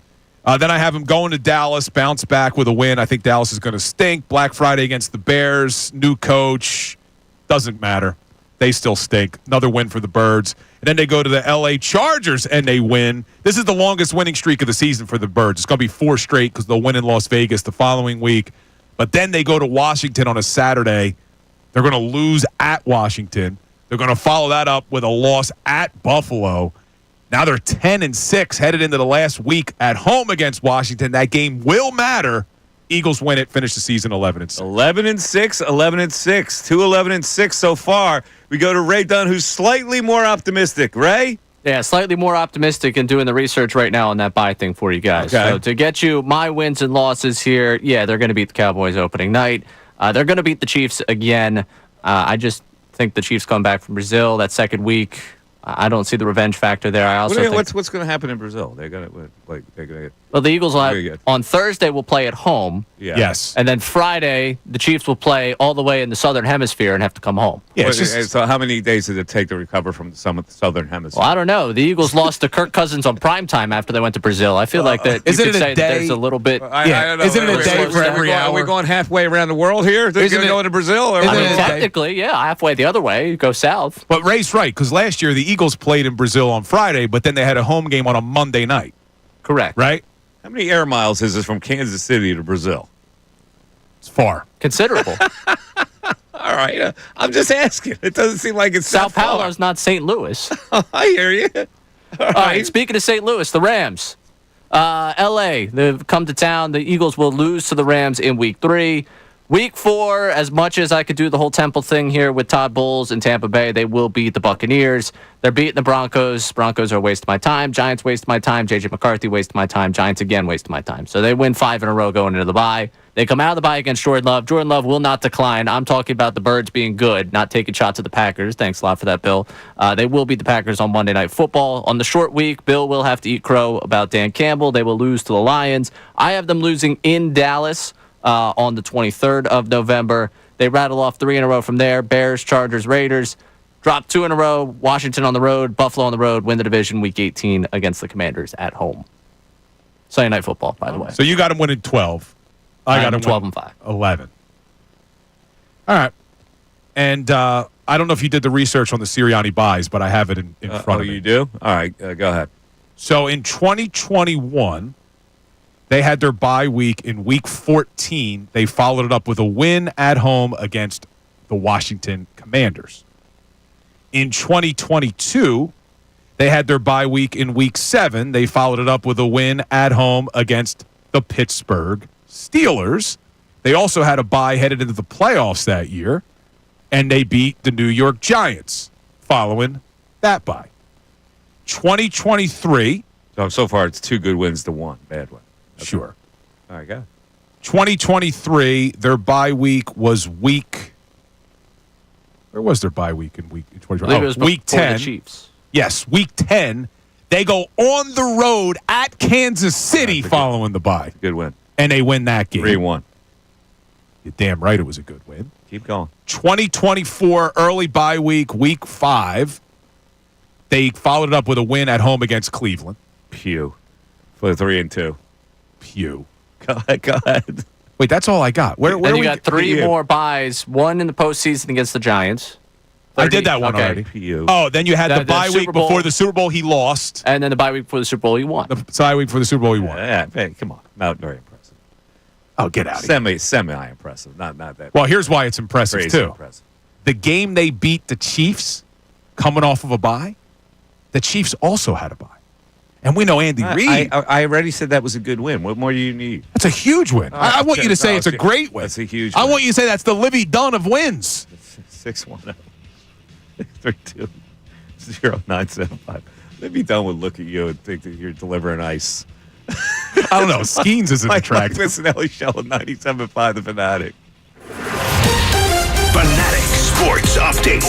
Third schedule's out. I'm Ray Dunn with this Fanatic Sports Update. The Eagles' 2025 schedule is here. They'll open up Thursday, September 4th at home against the Cowboys, followed by a trip to Kansas City for a Super Bowl rematch with the Chiefs. 2 of their final 3 games are against the Commanders, and those games sandwich a matchup with the Bills up in Buffalo in Week 17. All things told, the Birds with 6 1 o'clock Sunday starts and plenty of games in prime time. We'll continue to break down the schedule throughout the day here on The Fanatic.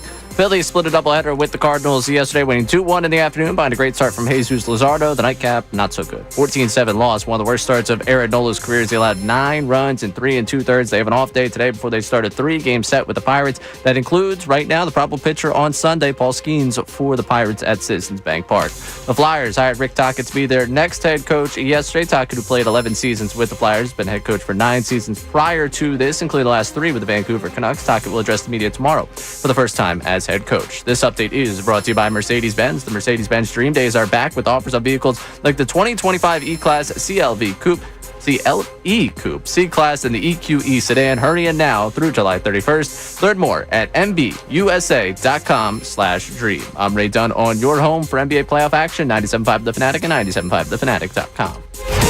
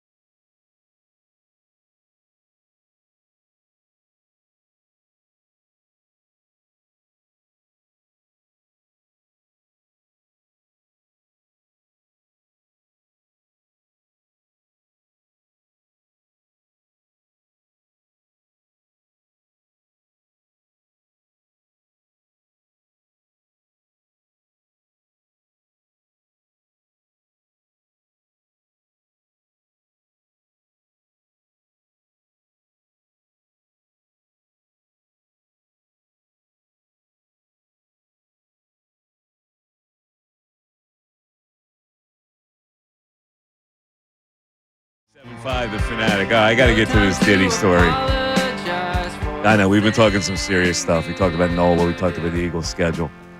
This Diddy trial keeps going on, right?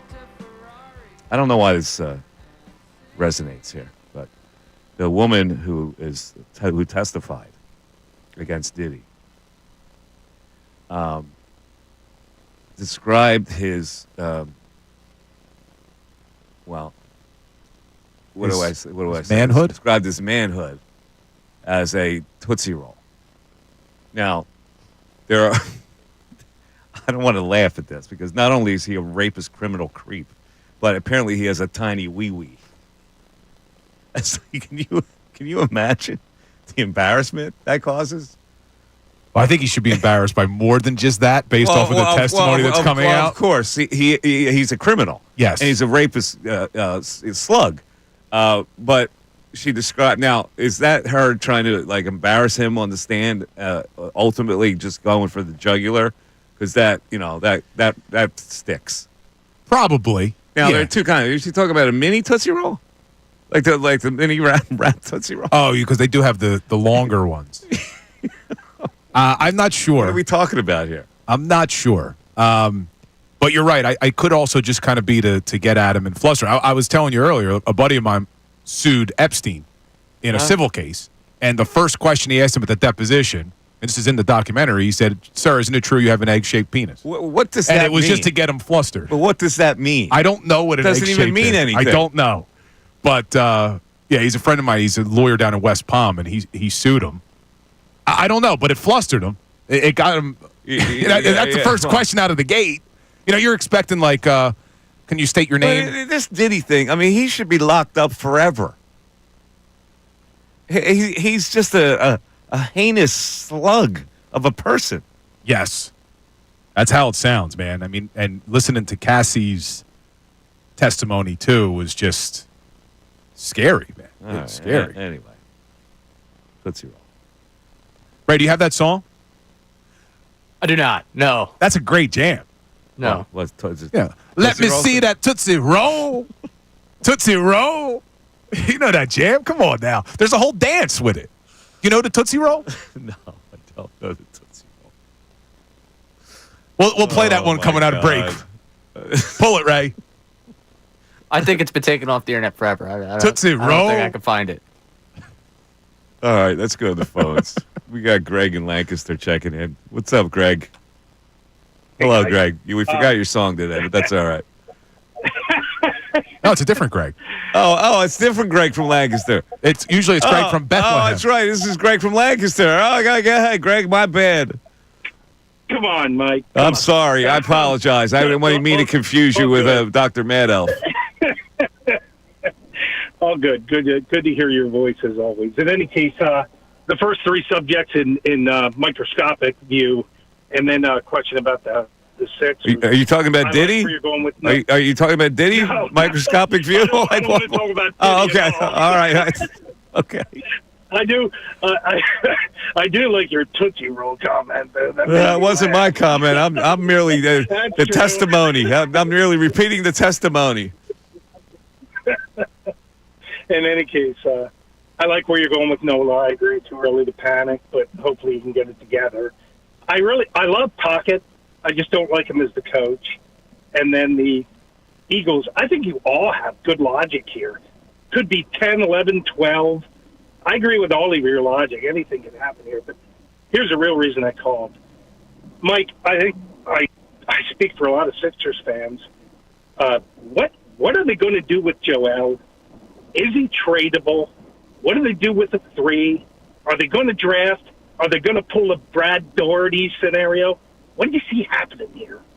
I think they can trade him. Bill doesn't think they can trade him. I think that I think a team still would be intrigued to have a player like that play for them when they're not they're not making any advances. Why wouldn't they try it? But in that case, you'd probably have to give up that third pick as well to move him. Do you have any interest in Giannis? If they could swing of course I do. Of course I do. I would make so. That's the first place I would go. I say I give you Embiid this third pick, and you got to give me Giannis and then the salaries will probably match up a little bit. I agree. So glad you're back on the air. Always love talking to you. I'll call you when I'm back in town next time. All right, Greg. Thanks, buddy. Appreciate the call. There you go. Greg from Lancaster. Different tone than Greg from Bethlehem. Yeah, Greg. Still gave us the giggle at the start, though. Yeah, that we missed the usually giggle. get. 610-632-0975. You're listening to the Mike Missanelli Show, 97.5 The Fanatic, and WPEN HD1, Burlington, Philadelphia, Beasley Media Group station, broadcasting live from the Comcast Business Studios, powering possibilities. Ladies and gentlemen, it is noontime, which means it is time for the News at Noon. There's a whole lot going on in this world. It's time to catch up. Here's the News at Noon. 97.5 The Fanatic and 97.5thefanatic.com. Ray Dunn with the News at Noon, and Allen Iverson makes the News at Noon today. Ray, hit it. He does. We had all the schedule releases yesterday, some good, some bad. Most I didn't watch, but the one that did catch my eye, the Buffalo Bills using AI to release their schedule, not artificial intelligence. One Allen Iverson. Take a listen. Wow. What's up, dude? Real quick, schedule release video. You got anything for me? I mean, just use AI. AI. That's what everybody's doing. Let me see what I can do. Yeah, that'll be easy. I mean, just use AI. AI. Yeah, that'll be easy. Just use AI. AI. What the hell is that? AI, thanks for doing this today. Yeah, I don't know what I'm doing. Why am I here? We do want you to reveal the Buffalo Bills 2025 schedule. Buffalo Bills. Josh Allen, Buffalo Bills? Yeah, Josh actually sent us to shoot with you. Wow. MVP, Josh Allen. That's something for me to brag about. He said he wanted to use AI. Use AI or the real AI? You're the only AI I know, dude. Okay, so we got the real deal. Let's do it then. Here's the schedule. That was the 2025 Buffalo Bills schedule presented by the answer, Allen Iverson. All that build up, and it's just Allen Iverson holding the paper with their schedule. Wait a minute. That was actually AI and not an imitator of AI? Nope, that's Allen Iverson. How did they get him to do that? I don't know. And I now probably paid him. the question arises, is it a violation for him to do the Bills' schedule release? Not if they paid him. He doesn't mind being used as a prop. Because that's, I don't know. I have a little more pride. Yeah. You know Look, what I'm saying? now, I don't think that was a violation. But as we're talking about the way schedules were released, did you see what the Colts did? I did. The Colts actually had to pull theirs off the internet, Mike. So the Colts did one where I guess they used Minecraft. I believe, yes. They made it look like a video game. Yeah. But in the video game, when they announced the game against the Dolphins, they had a dolphin wearing a number 10 jersey get arrested. What? Tyreek Hill wears number 10. They made a joke about Tyreek Hill getting arrested. They had to pull it down. And now they just issued a statement, which makes it even worse because they're saying why they pulled it down. We sincerely apologize about the insensitive clip involving Dolphins wide receiver Tyreek Hill. Well, how did they? Wait a minute. You say they had a real dolphin? No, it was, No. they made it look like a video game. Oh, okay. They made it look like Minecraft. Oh, okay. But in the video game, had the actual Tyreek Hill wearing his jersey getting arrested. they had a dolphin wearing a number 10 jersey get arrested. A dolphin. Correct. But it was clear who they were referring to. And then I also think in that same release video, didn't they mock Paul George a little bit too? With his I believe there was the Chargers that also did the Minecraft themed one, and they were the ones that mocked Paul George. So they had an actual dolphin in Minecraft form. Correct. Okay. Wearing a number 10 jersey. Not an actual player. Get arrested All right. by like their lifeguard or something. Coast Guard. They had a Coast Guard boat come behind a dolphin that was wearing a Tyreek And they had Hill. to issue a public apology. I can't get past this AI thing. What was that nonsense at the beginning? That was Josh Allen and the Bills general manager going back and forth about the schedule release video. And Allen tells him to use AI. So he calls AI. Yeah, he's like thinking about it. Oh, AI. And then they go to Allen Iverson. It was a good attempt at a joke. All right. Okay. Let's move on. All right, let's move on to Adam Schefter, who was on ESPN Radio yesterday. And one of the questions arose, could there ever be an NFL draft lottery? Here's Schefter's take on it. The more I think about it, the more I think the NFL should be in that business. And I could say here what I would have said on my podcast, but basically, they don't want teams to tank. They don't want teams to lose. We had a couple of situations last year where in the last game of the year, the Patriots are putting in Joe Milton. I'll tell you, they're trying to lose, but they certainly don't want to win. The players want to win, but the organization itself wants to lock in the number one overall pick. And instead they win the game, and Buffalo is playing against them. And Buffalo wants New England to win because Buffalo's in the division, and Buffalo doesn't want New England to have the number one pick. So New England with Joe Milton wins that game, knocks themselves out of that position. They go to number 4, and the draft unfolds the way it does. I think if nothing else, if the NFL were able to implement a lottery system, they'd have one more night of ratings. Please don't. I get the idea, but his argument was counter because the team that was supposed to lose didn't lose. He had a bad example for it, right? Yes, but the thoughts weren't coherent. But I don't know. Yeah, I don't know what he means by that. But he's certainly right that if the NFL can get another night of ratings, they'll do it. But do they really need it? No, please don't do it. I can't stomach one more lottery. It's too much for me. All right, if the team's bad, just let the team be bad. I actually like the idea. I think the lottery is a good idea, so you don't have teams intentionally tanking and making a fool of the game. But it's not going to stop the teams from already having their playoff spot clinched, going belly up in the last game. You're always going to have teams going belly up in this league. Yeah, I don't want another lottery. I hate it. Yeah, I don't mind it. But come on, Schefter, you got to give a better example. We'll have him press him on it next week. All right. All right, final one for you. Dwight Howard got a chance to sit in Shaq's seat and inside the NBA last night. He got a chance to talk with Charles Barkley. He got so excited about talking with Charles Barkley that he insulted the absolute hell out of him. Take a listen to the exchange. I really enjoyed it, but I got a problem with you, Dwight. Ernie, guess what he asked me in the back? How much do you weigh? No. See, hey, we got to tell them.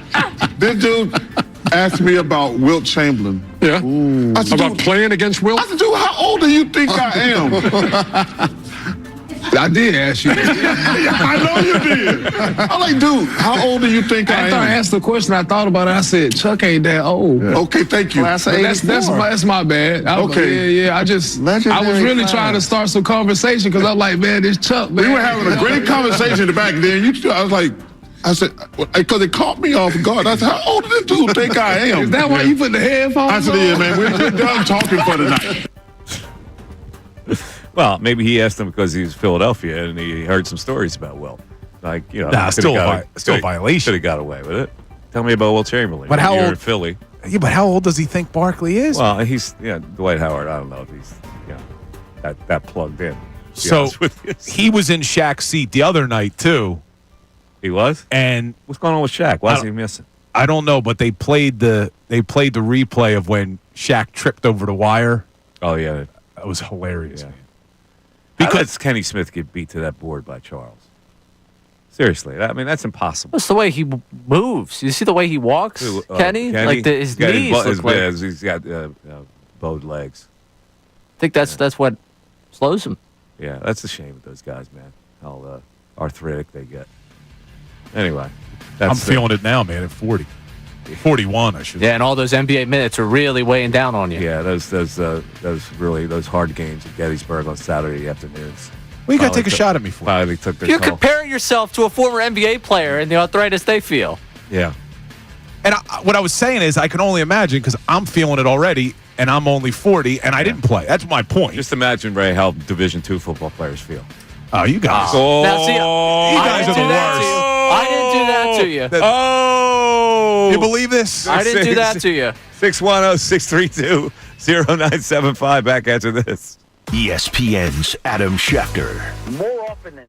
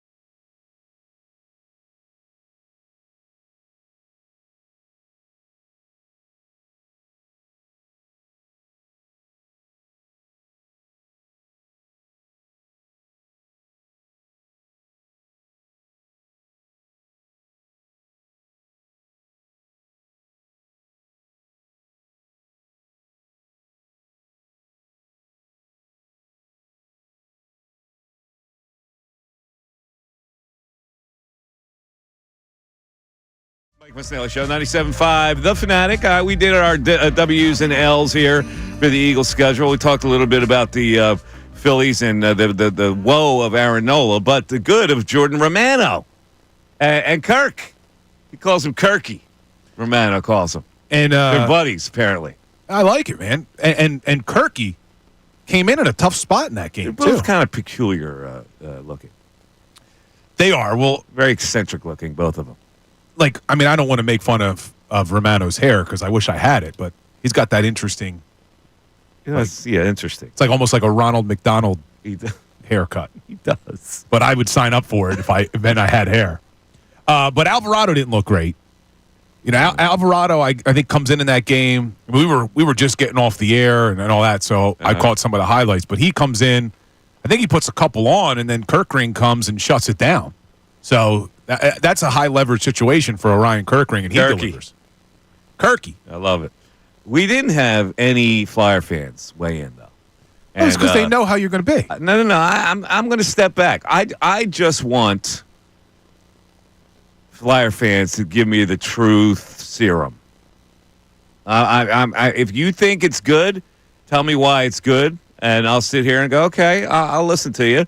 I have my opinions. Bill has his opinions. We do have some text on it. We'll get to them and say, but I want to have a conversation with people about this, on why they like or dislike this. And I won't react at all. I won't. I've already put my opinion out there. I don't like the ganging up on the ex-Flyer thing. I just don't like it. I wasn't that comfortable when they hired the Jones-Briere thing either. So, but they've done a good job.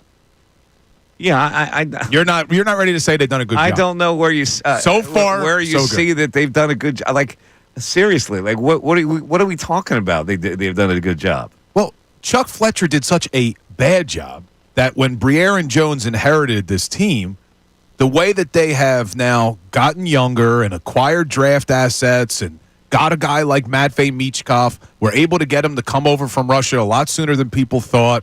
They were able to manage their way through the whole Cutter Gauthier situation, the Carter Hart situation.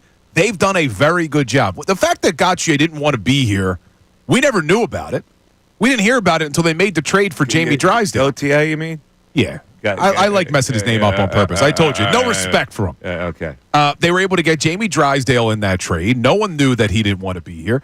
I just think that they've done a lot of things well. Time will tell if they can get out of this rebuild, but I'm not ready to judge them just yet. And all the people who, like you, they hired another Flyer. Because we posted a video of my reaction to Rick Tocchet yesterday, and a lot of the comments, they hired another Flyer. Look at the coaches that they've had over the last few years. None of them were Flyers. I don't know how you could come to a conclusion that they've done a good job yet. I just don't get that. They have a couple of young players. They got Michkov, they got Forster, they got Bobby Brink. They still have veterans that are just like average veteran. They got Connecting's all right. Sanheim's all right. Sean Couturier. Sanheim had a good year. They don't have a goalie. That's not their fault. Well, that's the whole Carter Hart situation. No one expected this. When Carter Hart, then you got to be able to replace him. And they will. But this season was a rebuild year, so it didn't make sense for them to go out there and try to acquire a goalie. They let go are now star goalies. They didn't let those guys go. They didn't let Bobrovsky go. They didn't let Stolars go. That was a different regime. That's what I'm saying. We can't judge them on the prior regime. You got to replace that. They will. Give them time. I'm not saying that. It's amazing to me how you have a different perspective on different franchises in this town. Now, listen. I would give, if we were giving them a grade, right now it would be an I for an incomplete. We don't know it yet. So I'm not ready. But you said they've done a good job. They're on the right track. Now you're giving them an I. They're on the right track. Look, we can look back now in 2 years. Explain what the right track is. Because they got Michkov? Yes. They've gotten younger. There's a lot of guys on this team that are talented, and you still need to make some moves. They're going to have to use some of this draft capital that they've gotten to hopefully go out and maybe make a trade, maybe you sign a free agent or two. They're going to have to bring in a goalie. We all know these things, but they've done a very good job to date. You can't judge it yet. You can't give a final grade. I don't know how you get a team that doesn't make the playoffs. The year before, they were closer to playoffs. they don't make the playoffs this year, and they've done a good job. Like, I don't get where you come to that conclusion. If you want to say that it's incomplete, good. I got incomplete. You said you did a good job, and then you follow up with incomplete. To date, they've done a good job. You're making me crazy. I don't even know what the hell you're saying. What I am saying is, what they inherited from Chuck Fletcher, they have done a good job since they inherited this team, and they're headed in the right direction. If 2-3 years from now, we're still talking about them coming up short and not making the playoffs and not winning in the postseason, Let me ask you then this. it would be a disaster. Truth serum. I want you to tell God's honest truth. If there was somebody in charge of this franchise other than Danny Briere and Keith Jones, would you be saying they've done a good job? 100%. Oh, you're a liar. 100%. You are lying to me. 100% based off of what they have done. You can't even stand up and tell me the truth. Oh, I will stand up. You can't even stand up and tell me the truth. I will stand up. I'm serious. Team dude. that does not make the playoffs, you would say, if it wasn't Jones or Briere, you would say, they've done a good job. All right, let me ask you. What would you like to have seen them do? I don't know. You know. I'm asking you. I know. What I'm saying is, this is how we got into trouble before under the you have ridiculed the Ed Snyder ownership years, saying that they always went and they got older players and they always tried to go for it and they never built the right way, all those things. Mm-hmm. I didn't want to see Briere and Jones come in here and sign some older free agents just to try to make a postseason. Briere has said this before. We weren't going to do things just to make the playoffs. We want to build a championship contender for an extended period of time. And you think they're doing that right now? They are on the track. They are on the track. They are on the track. Okay. I'm not ready to say that their job is done. No way. I need Flyer fans to speak here. I know where you lean, Flyer fans, but I won't say a word. I want you to know, are you comfortable with the Flyers the way they're going right now, and are you comfortable with this head coach, the hiring of this head coach? I want you to give me the truth. What's in your heart right now? The most flyered up of Flyer fans I want to hear from right now. Listen, Mikey Miss is ready to talk hockey. Let's talk some hockey. I'm not going to say a word. I want to hear what they think. 610-632-0975 back after this. Fanatic Sports Update. Bird schedule is out. I'm Ray Dunn with this Fanatic Sports Update. The Eagles' 2025 schedule is here. They'll open up Thursday, September 4th at home against the Cowboys, followed by a trip to Kansas City for a Super Bowl rematch with the Chiefs. Two of their final 3 games are against the Commanders, and these games sandwich a matchup with the Bills up in Buffalo in Week 17. We do get 6 Sunday 1 o'clock kickoffs for the Birds this year, but plenty of prime time for this team. We'll continue to break down the schedule throughout the day here on the Fanatic. The Phillies split a doubleheader with the Cardinals yesterday, winning 2-1 in the afternoon behind a great start from Jesus Luzardo. They lost 14-7 in the nightcap in one of the worst starts of Aaron Nola's career. He allowed 9 runs in 3 2/3. They have an off day today before they start a 3-game set with the Pirates this weekend at Citizens Bank Park. Right now, Paul Skeens scheduled to get the start for the Pirates on Sunday. Flyers hired Rick Tocchet to be their next head coach yesterday. Tocchet, who played 11 seasons with the Flyers, has been head coach for 9 seasons prior to this, including the last 3 with the Vancouver Canucks. Tocchet will address the media for the first time as the Flyers head coach tomorrow. This update is brought to you by AAA Car Care. Coming to your local AAA Car Care Center. Get a $39.99 full synthetic oil change plus a free tire rotation. Restrictions apply. Offer ends May 31st. Details at AAA.com/mycar. I'm Ray Dunn on your home for NBA playoff action. 97.5 The Fanatic and 97.5thefanatic.com. Hall of Fame baseball insider Jason Stark. I think the biggest thing that just keeps jumping out at me is how this team keeps finding ways to come back and win games late against the best relief pitchers in baseball. This is the 6th time that they've won a game that they trailed after 6 innings. They've only lost 1 game like that. Presented by Bet365. Every Wednesday at 4:25 on the afternoon show. 97.5 The Fanatic and 97.5thefanatic.com. When you're hiring, have you ever felt like you're missing out on meeting truly great candidates for your roles? It seems impossible to find them, but they have to be out there somewhere, right? Well, they're not hard to find when you know where to go, and that place is ZipRecruiter. And right now, you can try ZipRecruiter for free at ZipRecruiter.com/radio. ZipRecruiter helps 10 million people with their job search every day. And because these people are actively looking for jobs just like yours, it's easy to find the right person right away. In fact, 4 out of 5 employers who post on ZipRecruiter get a quality candidate within the first day. But if you're not using ZipRecruiter, you're missing out.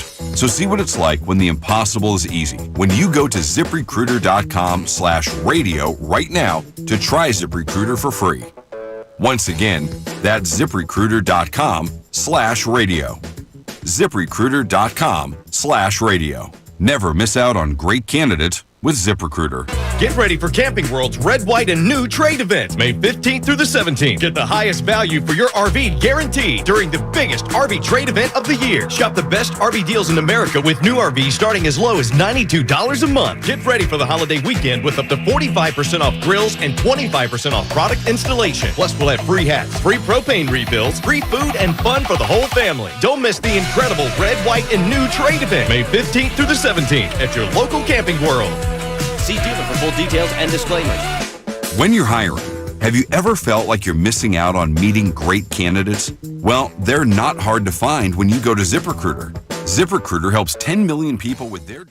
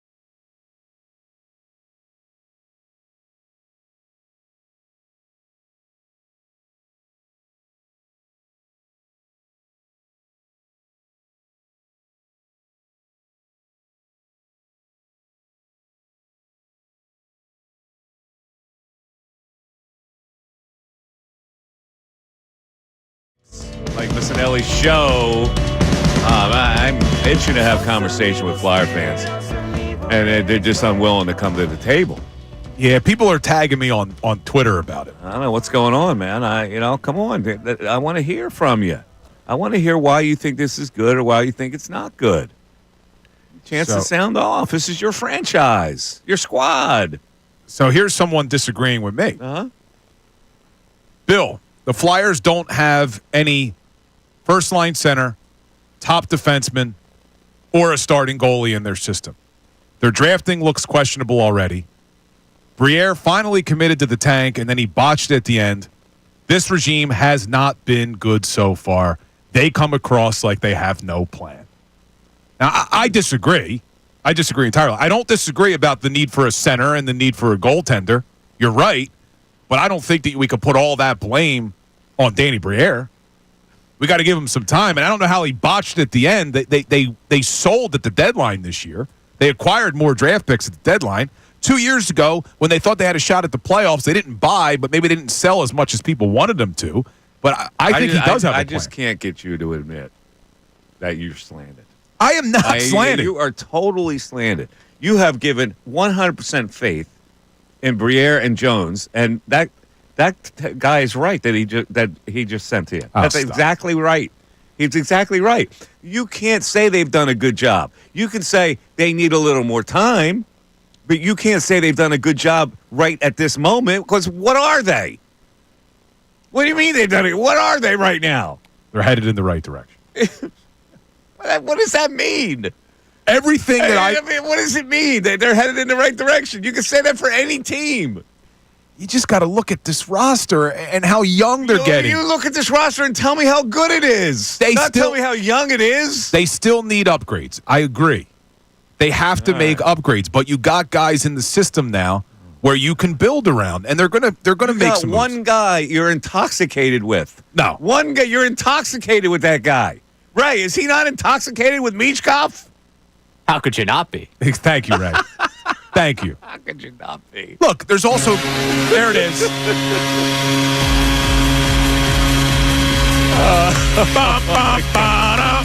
Let's get to the text. Rick Tockett. Rick Tockett. The text. I'm telling you, I won't say a word. I got a Cinnabon in front of me. I'll eat my Cinnabon while Flyer fans talk. From Wendy's. How's that? I'm sure that's loaded with tons of protein. And we're thankful to our good friends at Wendy's for bringing it today. Oh, it's delicious. Stick your protein in your keister, all right? And let me enjoy my little Cinnabon. The best part of the Cinnabon's the middle. You know what I'm talking about? That little wrapped up part. I got the Cinnabon here with the cream. Go ahead, Ray. All right. We will start here with... Don't do that to me. They will not win under Tockett unless they keep him for a while. If he can get any of the defensemen playing half as good as Quinn Hughes, that's a W. Tockett is liked and will appeal to any free agents. Time will tell. Need guys like Tippett to take a step forward. Goaltending is the biggest worry. Let them play a bit more free and all will be well. Tockett is the least of the problems. And to Mike, you ask what Danny has done, drafting Michkov and dumped useless salaries like Frost and Farabee, got Kuzmenko and traded him off for more picks. This is the most do-it-right mentality we have seen from a GM of the Flyers in a long time. You're brainwashed. You're a brainwashed Flyer fan. No, it's not a brainwash. Let me eat my Cinnabon. You are just jaded because of previous regimes. It's not this one. And it's also not just Michkov. Like, Tyson Forrester had a decent year. He's a guy you could build around. Owen Tippett I like. I mean, he's been up and down, but I like Owen Tippett. There's guys on this team, if they make the right moves going forward over the next year or two, they get a stud center, and they bring in a goaltender. Oh, if they do this, and if they do that, Well, you can't do it all at once. And then they will be doing a great job. You can't do it all at once. Keep going with the text, Ray. I agree with Bill. Still need more time to grade Briere and Jones. They both said when they were hired it's not going to be an easy fix and will take some time. I do believe they're on the right track. Hopefully we get a goalie and a center in the offseason. Chuck Fletcher really ruined this team. That's why it's taking longer to get back to the playoffs. Correct. Chuck Fletcher. Now, on the other side, trust those ex-Flyers to bring them back. The Flyers organization is clearly being run by Gritty. How much is Bill being paid by Briere? Because it sounds like he's on payroll. Oh, my God, does it ever. How? He's on the...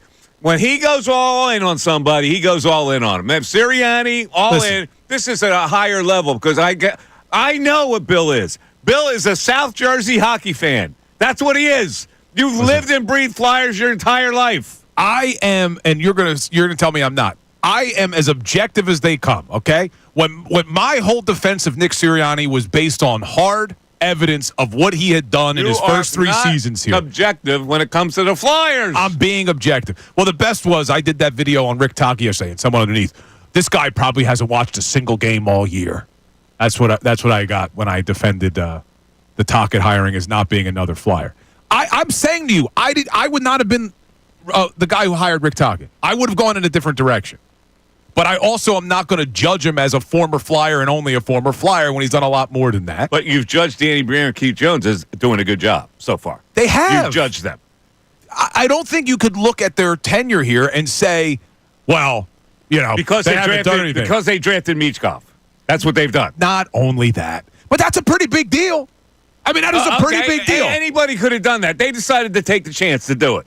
Anybody could have done it. They took the chance because they had no other choice but to take the chance. Was it brilliant that they did it? Yes. No, it wasn't brilliant. They needed a big splash. They took a chance and then worked the channels through Russia. There you go. That wasn't easy. Anybody would have done that if they drafted Michkov. But the fact that they were able to get him here a lot sooner than what he was supposed to be. They have a magic potion? Nobody else would have been able to do that? I don't know. I don't know, but they did it. Stop it. What else you got, Ray? If you want to criticize the Ed Snyder years for doing things too late, getting older players, getting players beyond their prime, okay, I'll agree with you on that point. But you can't deny that those teams run by Ed Snyder were always competitive and made the playoffs. They always made significant runs, sometimes deep in the playoffs. Since he has passed, where is this team gone? If Doc comes in next year and gets this team close to a playoff berth and into the playoffs and develops the young talent along with the obvious future that needs to be made, what's so wrong with that? I don't understand of this stigma of the ex-Flyers crap. You don't, because right away in your site you call them talk. The fact that you don't understand it and use talk, that rests my case. All right? Talky hockey. All of a sudden it's talk now. All right. Let's go to the phones. I can't take it. Let's go to Reggie. Is in Akawomak, Wisconsin today. There he is, the man. Where in the world is Reggie? He's in Wisconsin today. Hello, Reg. Mike, Ray. How are you, Reggie? How y'all doing? Good. Woo! I believe Ray said 11-5 for the Eagles. Yeah, no. Ray said 12-5. Ray was hired. We both said 11-5. Bill and I. Okay. 11-6. I haven't looked at it, but listening. Okay, 11-12. Yeah, I'm gonna feel that same way. 11-12 wins. Tougher schedule. Let me throw this in. Not having a coach who coaches. He's in position. Whoa. Bill didn't hear that, or he would have been all over you. I heard him. I'm not defending him anymore. He won the damn Super Bowl. He was there when the Super Bowl was won. That's Reggie throwing him from Wisconsin. I didn't know Reggie was a Sirianni hater. Coach in the world. I didn't know you were a Sirianni hater. Not a hater. I don't like anybody I don't like. That doesn't mean I'm a hater. I've never liked him. He's not the only one. I never liked Ray Rhodes when Ray Rhodes came here. Ray Rhodes didn't do anything. This guy won a Super Bowl and went to one and won another one. Come on. Okay. What more do you want, Reggie? The team did it. But I think 11-12 wins would be a good one for the Eagles this year. And I like the Allen Iverson because in that was it Josh Allen that said he only knows AI, Allen Iverson, he doesn't know artificial intelligence. One of the two voices said that. I said that was funny. That was really funny. Yeah, I think it was Josh Allen. Oh, okay. Yeah, that's good. The only AI is number 3. Yeah, there you go. Yeah. I missed my question yesterday. I'm going to try it next Wednesday on general knowledge. I was hoping to get one. Did I not give you one? Yeah. Maybe how long? Did I forget? Did I forget to give you one? I apologize for that, Reg. Do we when we call in, we get about 2 minutes or so? Yeah, we try to keep it in that range. Yeah. Okay. Maybe it was me. I went a little further. Yeah, maybe that was the case. All right, Reggie, you take care in Akawaka. Where are you? What's it called? Oconomowoc, Wisconsin. Where's that close to? What big city? Between Milwaukee, closer to Milwaukee than Madison. All right, you got it, buddy. Yeah. Thanks for checking in. Be careful out there. Be safe on the road. My man, Reggie the truck driver. Where in the world is Reggie? He goes from Montana to Wisconsin to the East Coast, back down to Kansas, Nebraska. See, I was okay when Reggie would call and he would take a shot at me. It's fine. It's all in fun. But he's taking a shot at Sirianni, and now the guy just won a Super Bowl, man. You draw the line. I still don't get that there are people out there who take shots at a Super Bowl winning coach. There are, for some reason. I don't know, Ray. Is there a soundbite that would explain that? I'm the dumbest coach in the world. That's why, Bill. 610-632-0975. We're back after this. Philadelphia.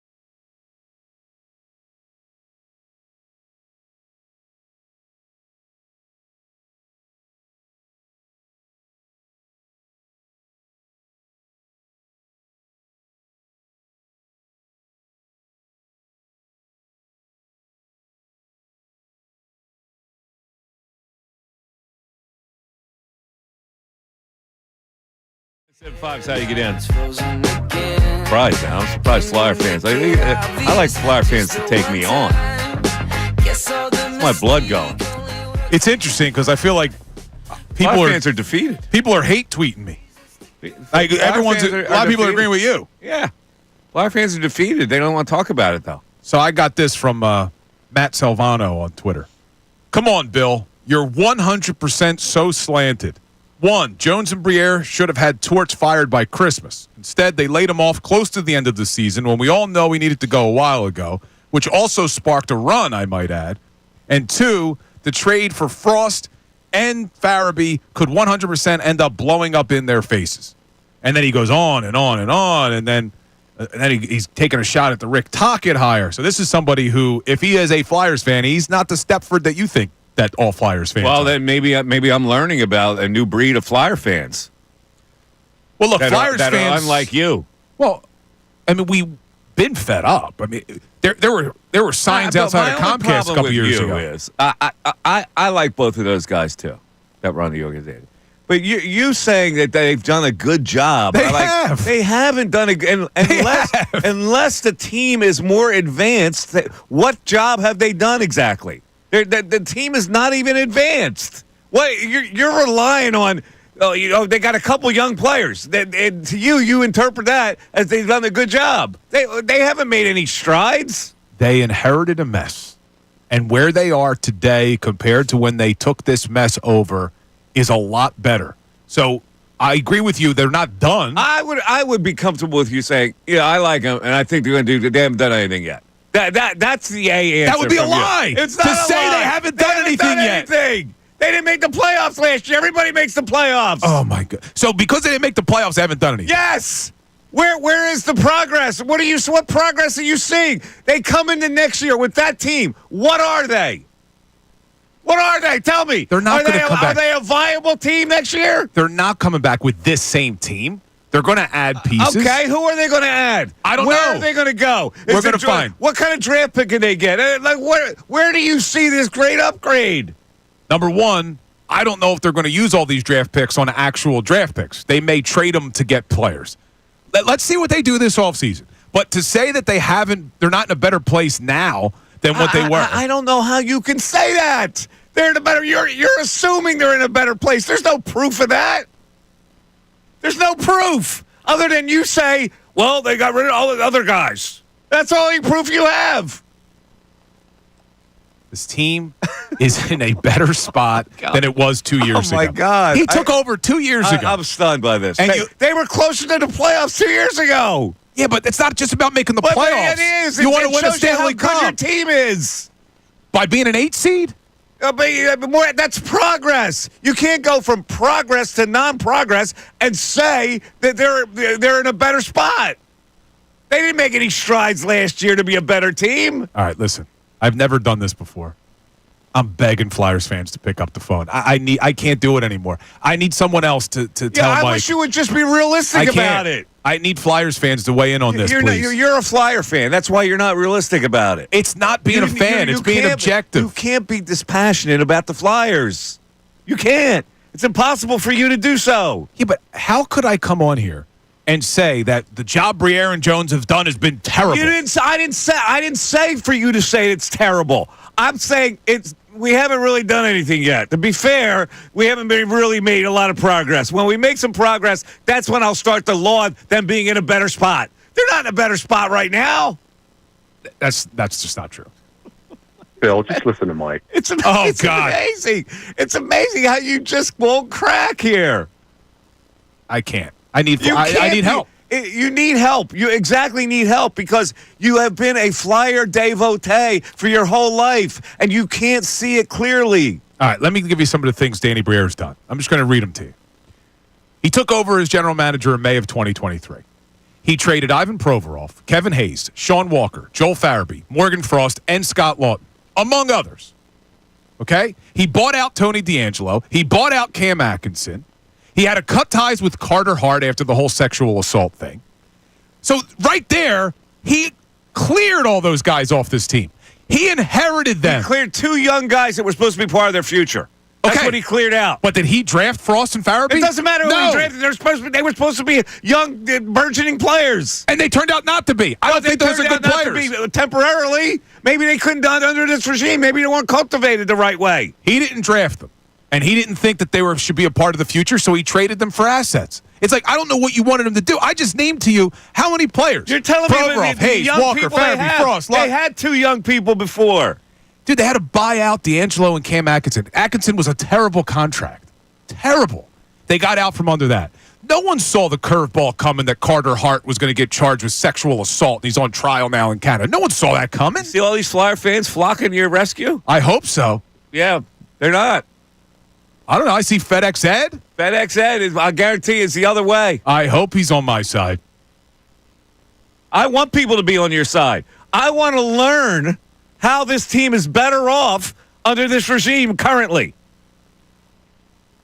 You know what? Seems like they're on a bicycle and the tires are going, but they're not going anywhere. So Mike's walked out on me before when I'm making my point and I'm right. I may have to walk out with Mike just being wrong on this, unless I get some help. Mike is not wrong because Mike hasn't said anything except they haven't made the progress that you claim that they're making. And you keep throwing Michkov in my face because of one guy. You have agreed that Matvei Michkov is the best prospect this team has had since Eric Lindros. Okay, that's fine. Aaron Jones got him here. Anybody could have got him. That's not the case. There wasn't any brilliance in picking Michkov. He was clearly a premier player, and they selected him. Any team could have done it. But they didn't. Okay, maybe it wasn't as if they got the number 1 overall pick. If the Flyers passed on him, the next team would have taken a chance. Yeah, but it's not a great genius to take him. They took him 7th overall. Like there were 6 teams that passed on him. Okay, them 6 teams are idiots. Yeah, now the 17 might not. The 18 probably wouldn't have been an idiot. In hindsight, they're idiots because the Flyers were able to get him here a lot sooner than anyone thought he would come. Was he in the gulag? You're going to stop trying to get him? Of course they were going to try to get him. Of course they have the chops to get him. They're an American hockey team. They can pay people to get him. Oh, man. Flyers, please. 610-632-0975. Back after this. Fanatic Sports Update. Bird schedule is out. I'm Ray Dunn with this Fanatic Sports Update. The Eagles have their 2025 schedule now. They'll open up Thursday, September 4th at home against Cowboys, followed by a trip to Kansas City for a Super Bowl rematch with the Chiefs. 2 of their final 3 games are against the Commanders. Those games sandwich a matchup with the Buffalo Bills up in Buffalo in Week 17. 6 1 o'clock starts on Sundays for the Birds, but of course plenty of primetime games for your reigning Super Bowl champs. We'll continue to break down the schedule throughout the day here on the Fanatic. The Phillies split a doubleheader with the Cardinals yesterday, winning 2-1 in the afternoon behind a great start from Jesus Luzardo. They lost 14-7 in the nightcap in one of the worst starts of Aaron Nola's career. They had 9 runs in 3 2/3 innings. They have a day off today before they start a 3-game set this weekend with the Pirates at Citizens Bank Park. The Flyers hired Rick Tocchet to be their next head coach yesterday. Tocchet, who played 11 seasons with the Flyers, has been a head coach for 9 seasons prior to this hiring, and that includes the last 3 with the Vancouver Canucks. Tocchet will address the media for the first time as the Flyers head coach tomorrow. This update's brought to you by Batteries Plus. Remember, you had a guy, someone who could fix anything. They still exist at Batteries Plus. Their expert knowledge on batteries will have you on your way and good to go in no time. Batteries Plus, the experts in charge. I'm Ray Dunn on your home for NBA playoff action, 97.5 The Fanatic and 97.5thefanatic.com.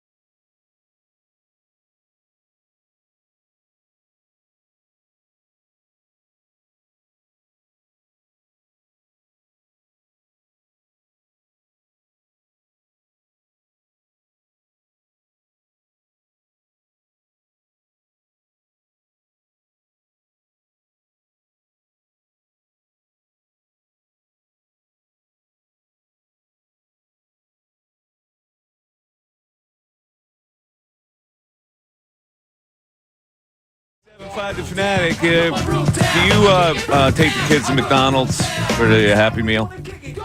My kids have never eaten McDonald's. You've never taken your kids to a McDonald's for a Happy Meal? No, I never have. They've never been there. Ray, comment on this. I would love to take your side on this one. However, I can't tell you the last time I ate something from McDonald's that wasn't fries. That's you. I'm talking about a kid. A kid and a Happy Meal goes together.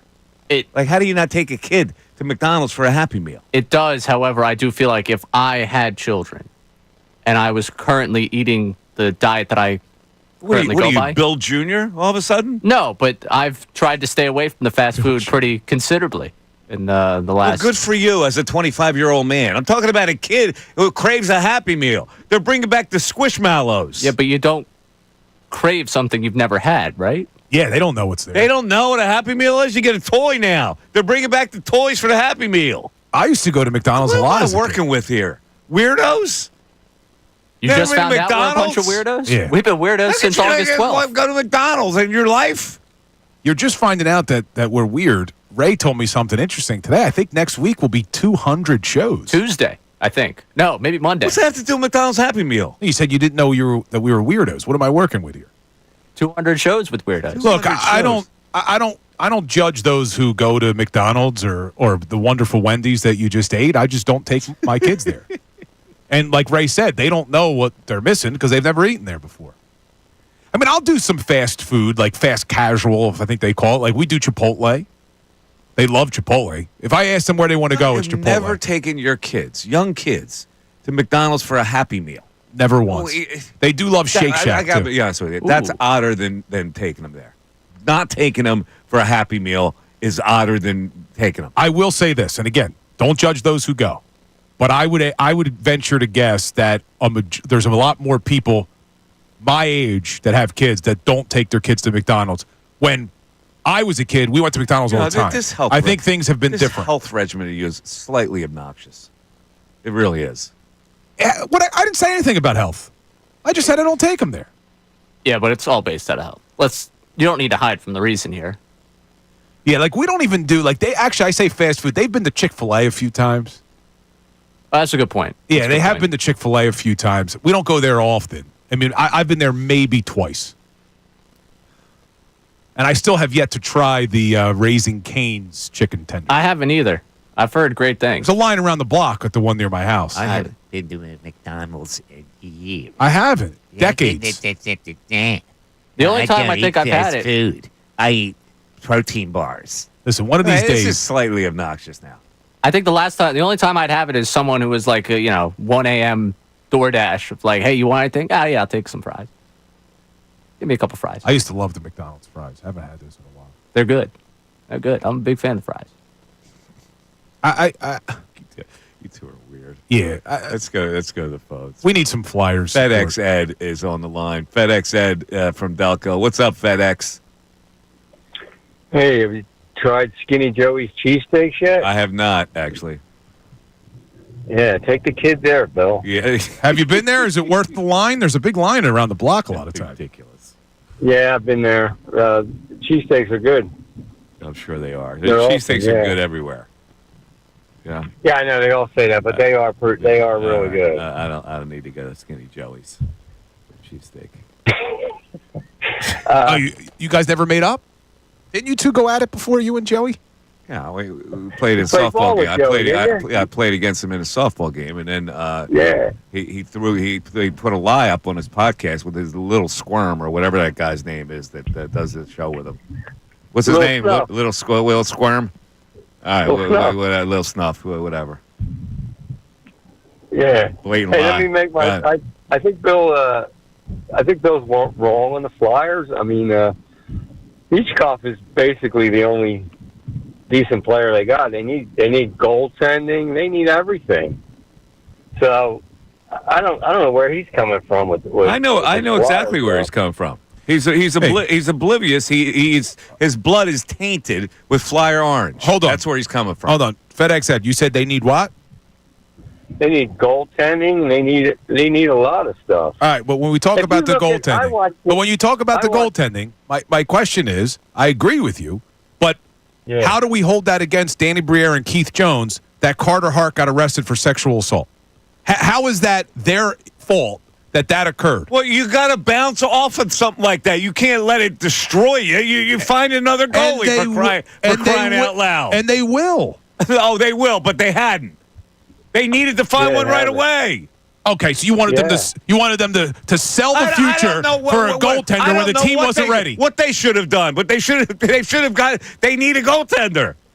It would not have made sense to give up valuable assets or prospects. You're using FedEx's time. FedEx, go ahead. Come on. Hey, I watched the Florida-Toronto game last night, and you watch them teams, and you can just see how far off the Flyers are to competing with but they're on the right track, FedEx, Ed. They're on the right track because they're run by Flyers now.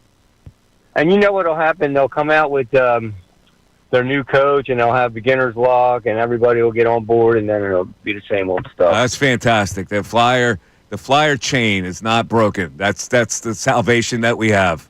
We got Flyer, and Flyer running the team. There you go, Bill. You see, here's the problem. It's 1 o'clock, Bill. Yeah. It's the Mike Missanelli Show. You're listening to WPEN HD1, Burlington, Philadelphia, a Beasley Media Group station. Broadcasting live in the Comcast Business Studio, powering possibilities. And I should tell you that 12 o'clock hour that we just got out of, where we talked a little Flyer hockey, was brought to you by Service First HVAC, offering 0% financing for 48 months, rebates and tax credits, up to $4,300 when purchasing a heating and cooling system. Learn more at ServiceFirstHVAC.com. All right, Bill, the floor is yours. What I was going to say was, here's what I find as a major problem with your argument. You say to me that the only reason why I'm saying that Jones and Briere are doing a good job is because they're former Flyers. I think it's the opposite. I think the only reason you're not saying they did a good job is because they're former Flyers. Where is the evidence that they're doing a good job? Give me the evidence instead of this fairy tale notion that they're doing a good job. I just listed off. What did you list? Where is this? You listed something. They got rid of some players. What have they gained? What have they added? I just listed 10 things of contracts they got out from under, trades that he had to make, players that they've acquired. Like, I don't understand. You are jaded by the fact that they're former Flyers. Like, oh, you only like them because they're former Flyers. You're only saying because they're former Flyers. I am saying that you are giving them the benefit of the doubt because of your Flyer love. That's what you're doing. Because in order for them to... You wouldn't give any other team the benefit of the doubt like you're giving this team. 1,000% I would. I even gave Daryl Morey the benefit of the doubt prior to this season, saying, all right, look, this is the first offseason. And you were wrong on that. Well, here's what I said. I said... This would be the first offseason, now going back to last year, that Daryl Morey can finally put his fingerprint on this team because he inherited some bad contracts. You don't give Rob Thompson the benefit of the doubt. You don't. Well, Rob Thompson's a different analogy. You have a completely different view of a Rob Thompson-led Phillies team than you would for a Danny Briere, Keith Jones-led Flyer team. Rob Thompson, okay, one, I like the way he's managed this year. I feel like he's managing with more urgency. I didn't like the way he managed down the stretch last year. I felt like he allowed complacency to set in. But you're also talking about a guy who's managing the 4th highest payroll in all of baseball. You can't make that comparison to where the Flyers are when Danny Briere took them over. Okay. All right. Let's go back to the phones. We got a lot of people want to talk about this now. So let's go to Joe in Newark. Joe, you're on 97.5 The Fanatic. What's up, Joe? Hi. I am actually kind of with you on this. I'm a franchise-long fan. I bleed orange and black. I have Flyers logos on most of the things that I own, and I am disgusted with this pick for coach. I feel like it is the master owner of the club, who we know, who will go unnamed because you're sponsored by him too. They said, we don't have enough people in the seats. Let's make a big splash. Sign Tocchet. They know Tocchet. They don't know Bradshaw. Tocchet will get people in the seats, and the team, then the corporate owners have put profits over winning the cup, in my opinion, in this pick. I'm not so sure. I'm not sure Tocchet gets people in the seats, but I hear you. He will, because like FedEx was saying, he said, the excitement will be there in the beginning because he'll have his honeymoon, and that'll get more people in the seats, and then they'll have a good experience down there, and maybe they stay as season ticket holders, and the team just keeps being maximum second round outs. It's just not a very innovative selection. Let's face it. I mean, he's a 61-year-old guy who missed the playoffs 7 out of 9 seasons that he coached. Yeah. And had one sterling year. In the playoffs. Yeah, and he's 11 and he 11. got past the first round once, and they got bounced in that second round quickly. I just watch the advertising in the summer. Come see the games. We have Rick Tocchet as our coach now, and they're going to play that up. And they're not going to play up Meets Cop. Well, they might. Let me just ask you one thing. Let me just ask you one thing, because I've said many times, Tocchet would not have been my top choice. But listen, to say that they only hired him to get fans in the seats, there were two other teams that Tocchet was their top choice. He was the odds-on favorite to get hired. Because all they do is recycle coaches in the NHL. That's not a big thing. But what I'm saying is I don't think it's fair to look at Tocchet and say they only brought him here because he's a former Flyer. Then why did these other teams want him too? Because he has a name, and they recycle coaches all the time in the NHL without rhyme or reason. I know. It's ridiculous. It's ridiculous. What would... all right, man. Let's go to Greg in Bethlehem. Greg, you're on 97.5 The Fanatic. What's up, Greg? Gentlemen, how we doing? How you doing, Greg? Good, good. I'm a little confused about the Flyer discussion. I thought the Flyers were in the middle of a rebuild, and you can't rebuild without tearing down. And if you're in the tear-down phase, you're probably not going to improve. So I'm willing to give... so in the tear-down phase 2 years ago, they almost made the playoffs. That was them overperforming, though. Oh, okay. They overperformed. They overperformed. No one expected that. Okay, they were overperformed. Well, That's my mistake. They overperformed. They weren't completely torn down then. I mean, I think you have to give Jonesy and Briere an opportunity to build it. Jonesy and Briere. See, that's the thing. When you start using nicknames, you show me where you are. Well, I'm a fan. That doesn't mean... When you start using nicknames, you show me where you are, Greg. Well, that's good because I'm a fan. Of course you are. And because you're a fan, you see things with a little brighter sunglass. Well, I don't know. I'm critical a lot of times when other people are looking the other way. Here's my problem, Greg. And this is the only thing I've said. I don't know if they're going to be a good regime or not. But to say that they're doing the right things and they're on the right track is completely speculative. Completely speculative. There's no evidence of that at all. And that's my problem. You want to sit back and wait and say, okay, I need more time to evaluate them. Then I'm good with that. But don't try to sell me smoke up my keister. Well, if they're tearing down, isn't that what they've done? I mean, you can't... and part of their tear down was to get rid of 2 young players. Because they didn't think that they were the answer. Well, you act like you wanted to keep these guys. Okay, are they? Do we know that they were not the answer? You got to trust Briere's judgment on it. He didn't draft the guys, and he was able to trade them for assets. Right. He didn't think they were a part of the future. What were the assets? They got draft picks. Oh. All right, go ahead, Greg. Yeah. All right. Is that it? That's all you got. Good call, Is that Greg. all you got, Greg? Good call. All right, there you go. Jonesy and Briere. Look, somebody. I hope Jonesy can really make this work. 610-632-0975. Doc, Jonesy, the whole crew. Mike Missanelli Show continues after this. We want to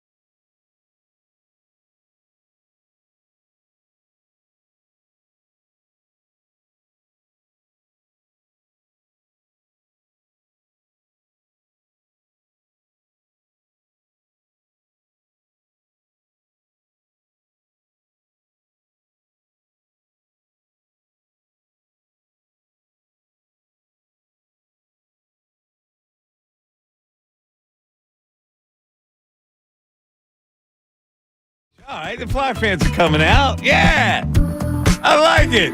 Un, deux, trois. They're not happy with you on Twitter, I'll tell you that. Oh, who cares? I speak the truth about the Flyers. If you can't handle the truth, you can't handle the truth.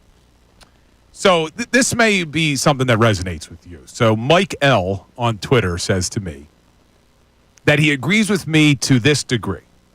Step one of the rebuild was getting out of contracts, getting away from bad players. And now they're on to step two, which is now building the team back for the future. Okay, and that is they're yet on to be step determined. two. You can't say they've done a good job. This is my only problem with you. Why? They've got because they accomplished step one. What do you see? What are you seeing now? What is this team with you? What do you see? They were able to get out from bad contracts. And that's it? They were able to make trades that's it. for future prospects. Are they an improved franchise on the way up? Can you say that with 100% accuracy? Yes. Yes. Because they have young players that if they now make the right moves going forward, they can be true competitors. All right. I asked a loaded question.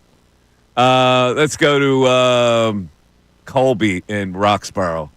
Colby, you're on 97.5 The Fanatic. Hey, Bill and Mike. Big fan of you guys down here in Roxborough. Here to talk about the Flyers a little bit. What's going on, Colby? So, Mike, I'm listening to your point, man. I understand the Jonesy and the Briere hate. Look, I'm not. I don't hate them. I don't hate them. I'm just saying they haven't done anything to impress me so far. He hates him, Colby. Hates. I completely understand that. I completely understand where you're coming from. But you got to look at what they've done in the last two drafts. I would say the last two drafts. Jetlachenko looked fantastic in his 8 games, I guess, playing for the Flyers. He's looked really good in junior hockey, as well as Oliver Bach and Denver Barkey, both picks from the previous year. Yeah, and Lachenko's only 18 years old, man. Like, you're right. He's only 18. So I have a lot of optimism towards that. Another one is I think getting rid of some of this dead cap that Chuck Fletcher and Hextall brought in. You know, a lot of this stuff was handicapped to Danny and Jonesy, like the Carter Hart thing, some of the contracts, some of the players they signed, they completely whiffed on Nolan Patrick. So I would say you have to kind of evaluate this next season, this off season. But I do agree with you, Mike, a little bit. I haven't been thrilled or super impressed with this regime, but I have a lot of optimism. Okay, and that's fine. Yeah. Just say you have a lot of optimism.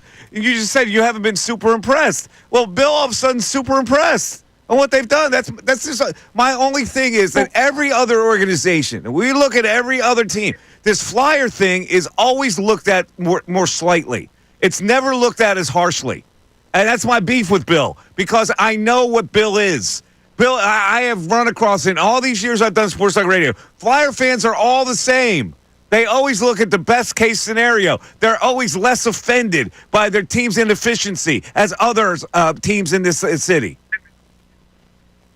What would be a successful season for you? Just making the playoffs and having no chance of going to the Cup? See, you're losing me, Colby. Now you're going down this track. You just got done saying you haven't been overly impressed. So stick with that. No, but I'm asking you as a fan. Asking me, I go by feel. Yes, it would have been nice for them to make a leap to make the playoffs. Yes, that would have been progress. That would have said, okay, now they're coming. They didn't. In fact, they petered out in the end. They traded at the deadline. They sold. Sell this. See, this is the thing. You would have felt better if they made the playoffs. That's when they got rid of your coveted for some reason Morgan Frost, Joel Farabee, and Scott Lawton. You love these guys now. Oh yeah, I love Lots. Yeah, they really got rid of a great player. I did like Lawton. Come on. I did like him. Of course you like him, but it was you're a Flyer fan, and they're all like Lawton. You liked every player who was Lots. Well, really, it's the truth. Every player who's like Lots, you love. He played hard. He played hard. But listen, if this is what I respect about Danny Briere, all right? Because he could have appeased people like you and decided to do some things that set the franchise back but made the playoffs. I'm not asking for them to go out and get veterans to make the playoffs. What I'm saying is, if they're growing, I haven't seen evidence yet. That's all I'm saying. I'm not saying they're bad. I'm not saying they're good. You're the one saying it's good. And you haven't really produced any proof of that. Other than they got rid of some dead weight. Okay, fine. Where's the progress now that the skaters they put on the ice? Because it's not only who they've got rid of, it's also who they've added. It's also the fact that they have Michkov, yes. It's also, that caller mentioned Jet Luchenko, young player. I need you to admit that you're tainted.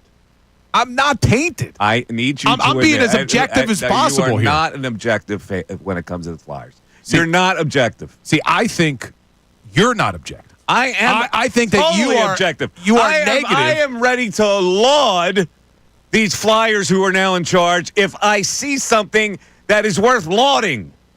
But you're not willing to give them time to do it. I'm willing to give them time. They've had a couple years, and I haven't.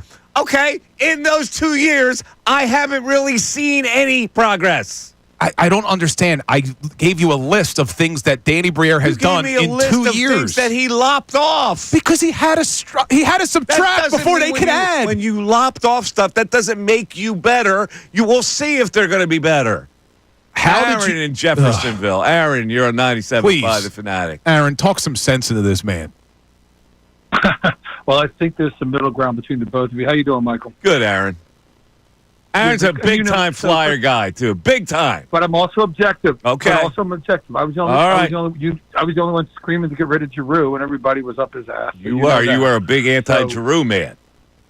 I was also a pretty big objective fan, and here I am now. I think that, I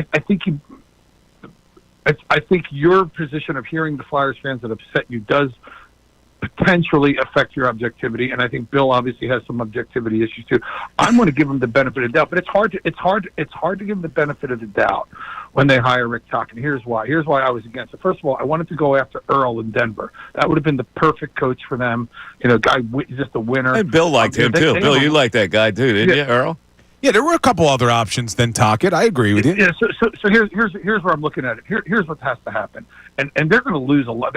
Michael, they've been losing. I mean, 2 years ago they should have made the playoffs. They collapsed, and it would have been really good for them to make the playoffs. A good experience for these young guys. They have draft picks. They have 7 of the first 48 draft picks, which has never happened in professional sports before. This is make or break for me this year right now. You have to show me that you're willing to do something with the draft. And one of the things I need to see is, I don't know if you know this, Bill, they're statistically the smallest team in the NHL. Now, I'm not talking Broad Street bullies, but in a sport that requires physicality, if you're not going to have a good goalie, they can't move anybody anywhere out of the front of the net. They are 15 pounds lighter than they're the weakest strength team in the league in terms of height. They're second smallest in weight. They're the lowest weighted team. And I don't know if he's trying to get a bunch of Danny Brieres out there, but we only need a couple of them out there.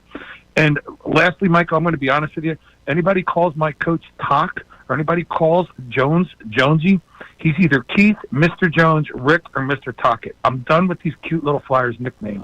Enough. It's a telltale sign. When you use the nickname, it's a telltale sign. All right. Well, then, no calling your favorite manager Topper. Well, dude, I never call him Topper. Don't be calling him Top. I never call him Topper. In fact, I haven't heard fans call him Topper lately. To be honest with you. Topper. I think they outgrew the Topper thing. Now it's show me. That's what it is. Forget the cutesy nicknames. 610-632-0975. Back into this. Fanatic Sports Update. The Bird schedule is out. I'm Ray Dunn with this Fanatic Sports Update, and it's brought to you by Sequoia Outback. Score major savings during their annual Memorial Day sale going on now. Route 309 in Hatfield or at decksupplies.com. Experience the ultimate in outdoor living at Sequoia Outback.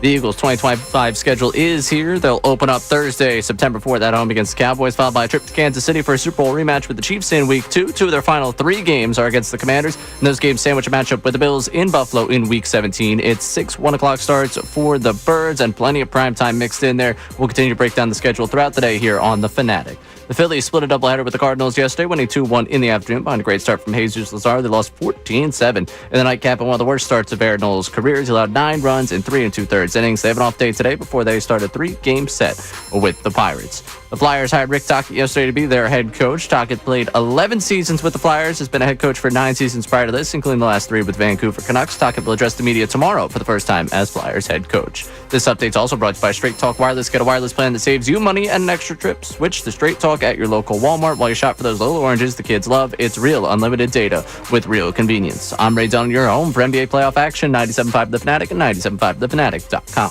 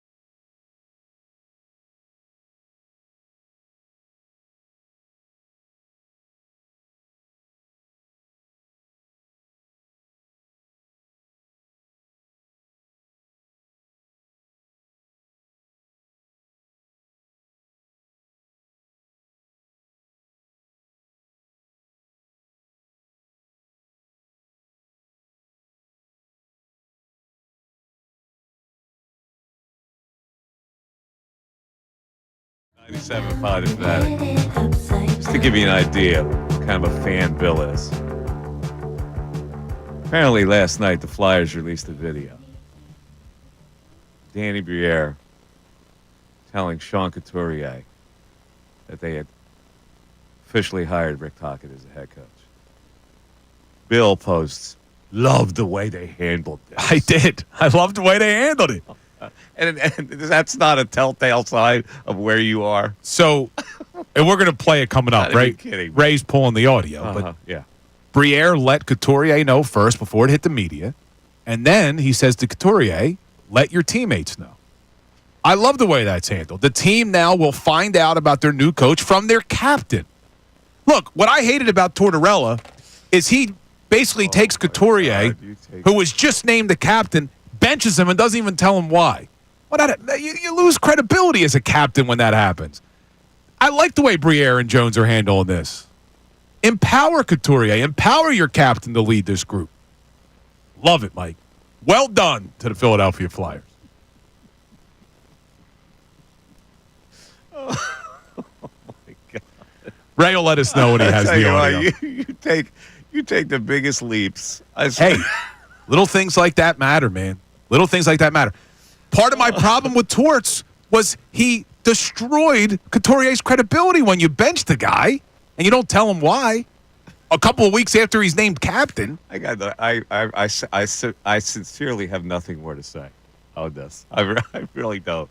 We'll just hear the audio on this. When right? Ray has it. He's got to pull it because it's a little bit long of a clip, so I think he's shortening it. All right. Well, in the meantime, we'll go back to the phones. And we'll talk to Joe. We'll talk to Andy in Lambertville. Andy, you're on 97.5 The Fanatic. What's up, Andy? Hey, good afternoon, gents. How are you, Andy? I'm doing well, thanks. Hey, maybe it's a coincidence you have mentioned McDonald's like 3 or 4 times during the show. Today, May 15th, 85 years ago, in 1940, McDonald's opened their very first location. Is that right? Where? In San Bernardino, California?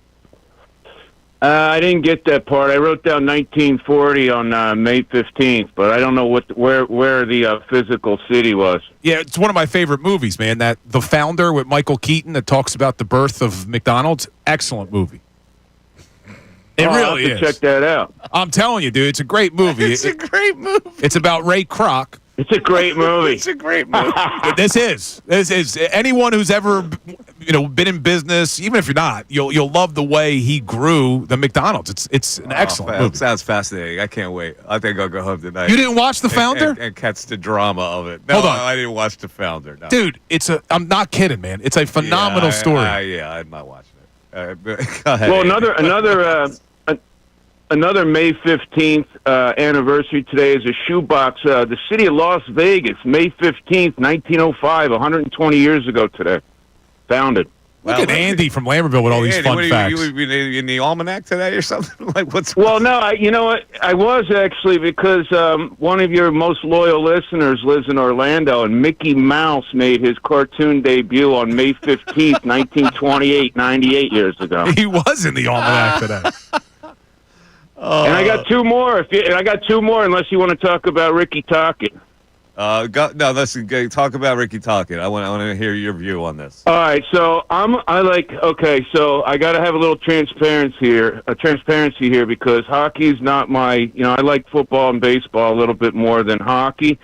But on one side, Mike, you got to understand that he was named Coach of the Year. So let's say they had a vacancy in baseball, in the Phillies or the Sixers or the Eagles, and they had a vacancy, and then they hired a new head coach that was the Coach of the Year the previous year. Wouldn't you be okay with that, whether he's a former Flyer or not? He missed the playoffs 7 of 9 years. Andy. Okay, but I kind of agree with you, Mike, and this is the reason why. It ruffled my feathers when I heard, I don't know if it was Jonesy or I don't know who the heck it was, but somebody said, "Oh, he knows the Flyer way," and it made my skin crawl because I'm like, "What is the Flyer way? I mean, what are we talking about? 1970?" Yeah, see, that's the problem. The Flyer way. He's connected. The with Flyer way. The Flyer way. The Flyer way. Which, by the way, has not won a Stanley Cup in 50 years. Now, I reckon to say that If any other franchise in this town would not have won a championship in 50 years, they would be a running frickin' joke. Flyer fans look at it like, well, we're always in hunt. It's just a different perspective. It's clearly a different perspective on how Flyer fans look at their franchise. Mike, the Sixers haven't won one since 83. It's 41 years. Okay? And they are still a running joke that they haven't won. They get looked at critically all the time. And so do the Flyers. No, they don't. But the Flyers have had more playoff runs, more Stanley Cup appearances than the Sixers have had. I can't take it. I don't understand your point. Can we play? You're acting like fans don't want a damn Stanley Cup. I've never seen one. You are permissive. You are a permissive fan base, more permissive than any other franchise in this town. Are you ready not to admit that? Permissive of what? You're permissive of mediocrity. How? I'm telling you, I don't want them to be mediocre. I liked what Danny Briere has done. Instead of just doing what you wanted him to do, which was get enough players to make the playoffs and lose, they're trying to build a championship team. You have made my point exactly on this culture. You've made my point. You are a living, breathing example A of what I'm trying to say here. Look, I will agree with you that Flyers fans are a lot more loyal than maybe other fan bases when it comes to sticking by the team even when they're not succeeding. But I don't think that over the last 5 to 10 years that Flyers fans have just sat quietly by while the team has gone down the path they went. They were very loud during the Chuck Fletcher era. They wanted Fletcher fired. They wanted Comcast to sell the team. People were very upset with the direction that the Flyers were going. But they made a good move in bringing in Jones and Briere so far. I'm not ready to declare it a success, but they have done a lot of good things. Made a mistake. You didn't call him Jonesy. Ray, do we have the soundbite? All right, here it is. This is the Flyers video that they released here, and it's going to make you weep like it made Bill. Bill got a little misty-eyed here with this whole thing. So here it is. There's Danny Briere talking to Sean Couturier. Sean, I have Dan Hilferiki Jones with me. We have some big news for you.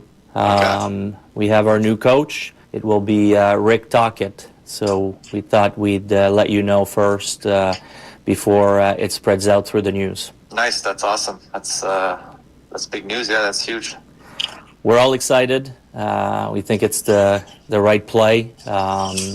He's been great. He's done wonderful jobs with a few teams, and you're going to love him as a guy and as a coach. So just want to let you know first. I think you can start letting your teammates know and make sure they're all ready to go for training camp.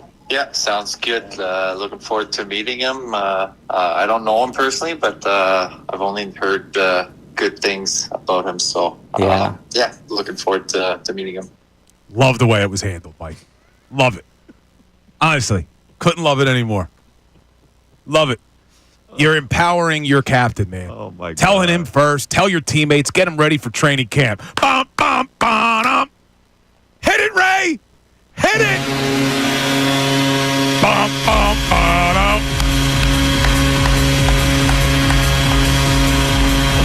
Oh, my God. All right,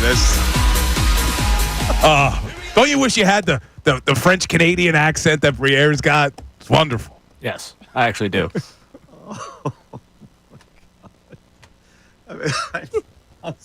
I'm speechless. You okay, Bill? You need new underwear? Now, they actually, Ray cut it out. They started the call. Briere's talking French to Couturier. Oh, was he talking French? Now, you also got to remember the relationship between Briere and Couturier. Couturier lived with Briere over in Haddonfield. Yeah. When Couturier was drafted, he was only 18. He lived with Briere for a couple years. So they have a good relationship. Yeah, okay. All righty. 610 632 0975. You can climb in. The Mike Missanelli Show back after this. Thursday, May 15th.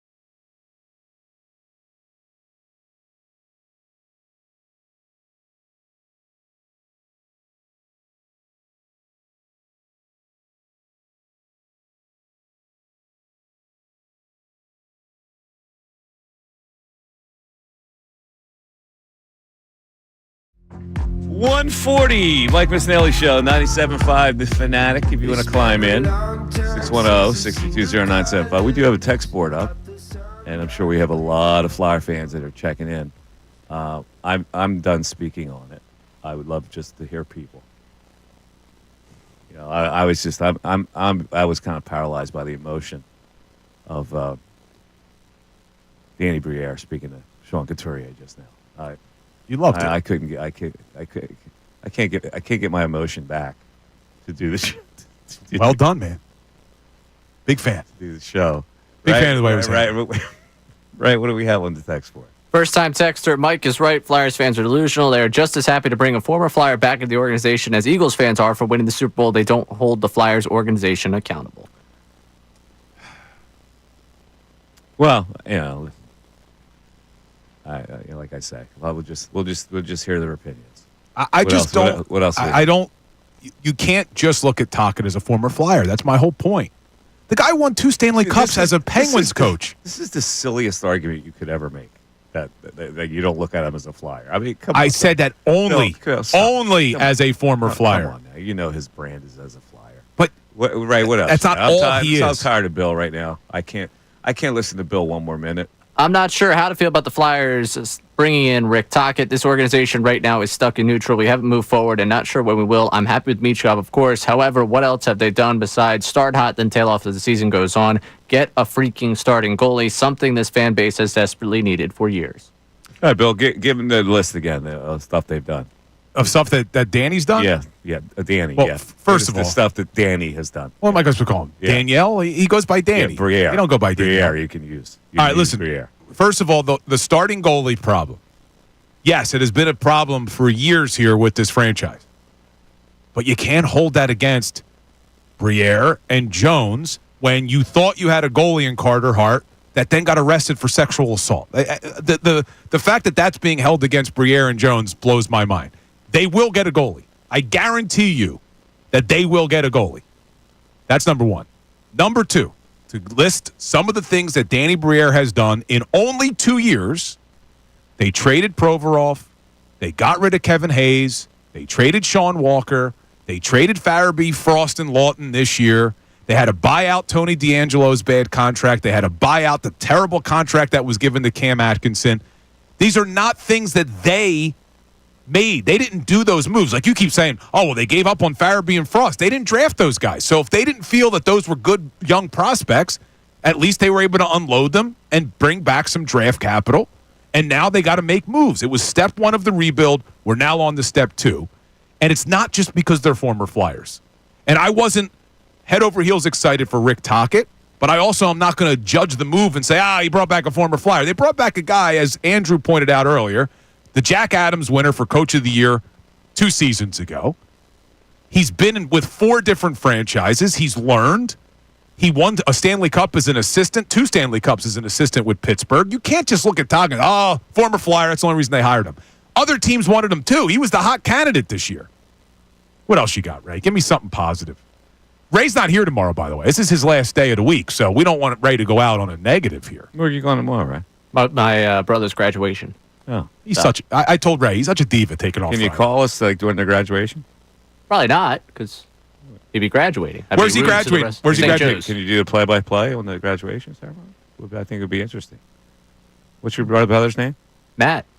Congratulations, Matt. Done. I want to hear it. Yeah, do you guys go crazy, or are you more of like a golf clap family?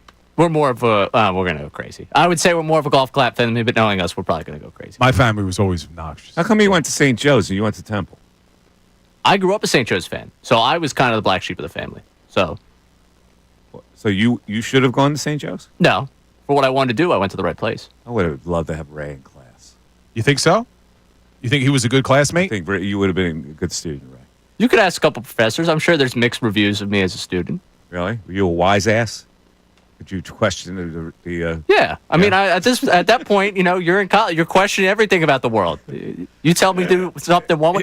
I will say this, and I think he would agree with it. I don't think Mark Zumoff thought that he was going to like me as a student with his first impression. Oh, really? Yes, I don't think. What's the first impression? What'd you give him first? It was his first semester teaching, and we were going back and forth about different things in the class. And I honestly, at one point, I was like, I think I'm going to drive Mark Zoom off crazy. I think he's going to end up hating me. What were you doing? Questioning his? Yeah, there was an assignment. I questioned something about it, and probably in retrospect, what point do I have to question it? But we ended up great. Mark's great. I still keep in touch with him, but. I think in the early stages of that class, I think he thought he was going to hate me. Ray, radical student. I'm surprised by that. I am surprised too. What else you got on the text board, Ray? You have a point about the Flyers rebuild. They have more cap flexibility and more assets. They're well positioned to get quality talent over the next 2 drafts. The results can be judged in the next 12 to 18 months. Can't wait. That's what we have to wait and see. Can't wait. Before you judge. Can't wait. Joe in Philly joins us. Joe, you're on 97.5 The Fanatic. Joe. Mike, how you doing today? What's up, Joey? How you doing? Not bad. Mike, I agree with you 100%. You and I are close in age. This guy, Bill, who you work with, it's embarrassing to listen to him. Embarrassing. I cringe. Wow. No, he's just a little. It's just a little misguided. Wow. It's not embarrassing. He has a Flyer taint that he won't admit to. Joe, I want to hear from you though. I want to know, what have Danny Briere and Keith Jones done that you just hate that makes it an embarrassment to say they're not doing a bad job? Well, it's how you portray them. You portray them. You put them on this pedestal. Who put him on a pedestal? First. How am I putting them on a pedestal saying that in 2 years I like the moves that they've made? Oh, please. Come on. So tell me, what have they done since they've taken over that you don't like? Let them show us something. Let them show us something. I mean, all you're doing is praising them. It's like, you don't see the forest through the trees. It's ridiculous now. It's really getting out of hand, the way you're speaking about these Flyers. And then they bring Tocchet on. Now, the problem with Tocchet is, as I read last night on other websites, NHL websites, that Tocchet, yeah, he wanted to come to the Flyers. You're saying he was so sought after. He wasn't that sought after around the NHL. They said other coaches were, but the Flyers couldn't. Flyers didn't want to pay the money. Other coaches wanted certain demands because they see this team is a little further than what you think. I know you think a cup's coming in I guess in a short period of time. Around the league, it's not portrayed that way. Listen, Bill portrayed that they're going to. Bill has very much trust in Keith Jones and Danny Briere. I am on a level playing field. I go until I see something that makes me go that way. I'll go that way, but I have to see it first.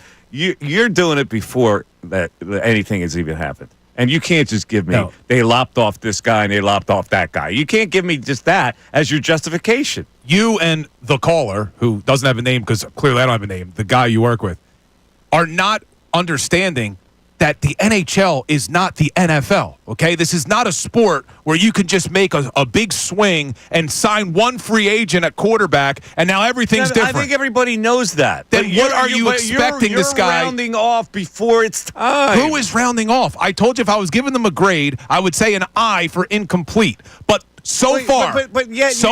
Give them an eye for incomplete, and yet you go the other way with your tone. With what? In 2 years, the moves that they've made have been very good. They got out from so many bad contracts. They inherited an absolute mess. The only reason you're skewing negative. You don't know now if they've been very good. That's what I'm saying. You have no knowledge it's been very good because you can tell me they lopped off some contracts. Where's the progress of the team? Let me ask you this. The team that Danny Briere and Keith Jones inherited, was that going to win anything? Bill. No. Bill, So what are you talking about? I can't. The team they inherited wasn't going to win anything. You've exhausted me. Let's go to Uncle Frank in Westchester. Uncle Frank, you're on 97.5. I feel like you're getting these people to call in. These are the only people I know who don't know anything about hockey. They're calling in. They're calling in. They're giving you your opinion. You can't handle it now. Uncle Frank. They can't tell me anything that the guys did. Uncle Frank, what's up? Bill, will you let me get on, please?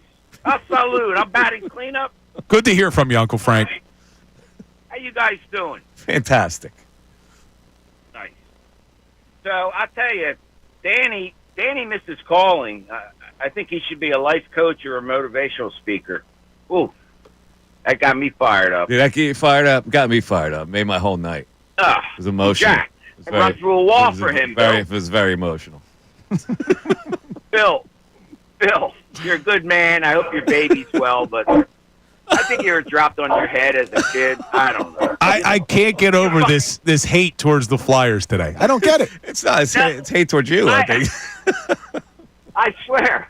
You're like a Calabrese head. You know, you don't listen You to really the are a Calabrese head. Listen, That's true. I took all this heat when I defended. I took all this heat when I defended the Eagles head coach. It resulted in a Super Bowl. So if you guys want to continue to be wrong, then disagree with me about the Flyers too. Bill, you were right. Well, you're going to throw the Sirianni at us I now. told you the Phillies weren't doing anything last when year. When you're desperate, you do stuff like that, Uncle Frank. You throw Sirianni at everybody. I also said the Phillies weren't doing anything last year. Listen to Mike.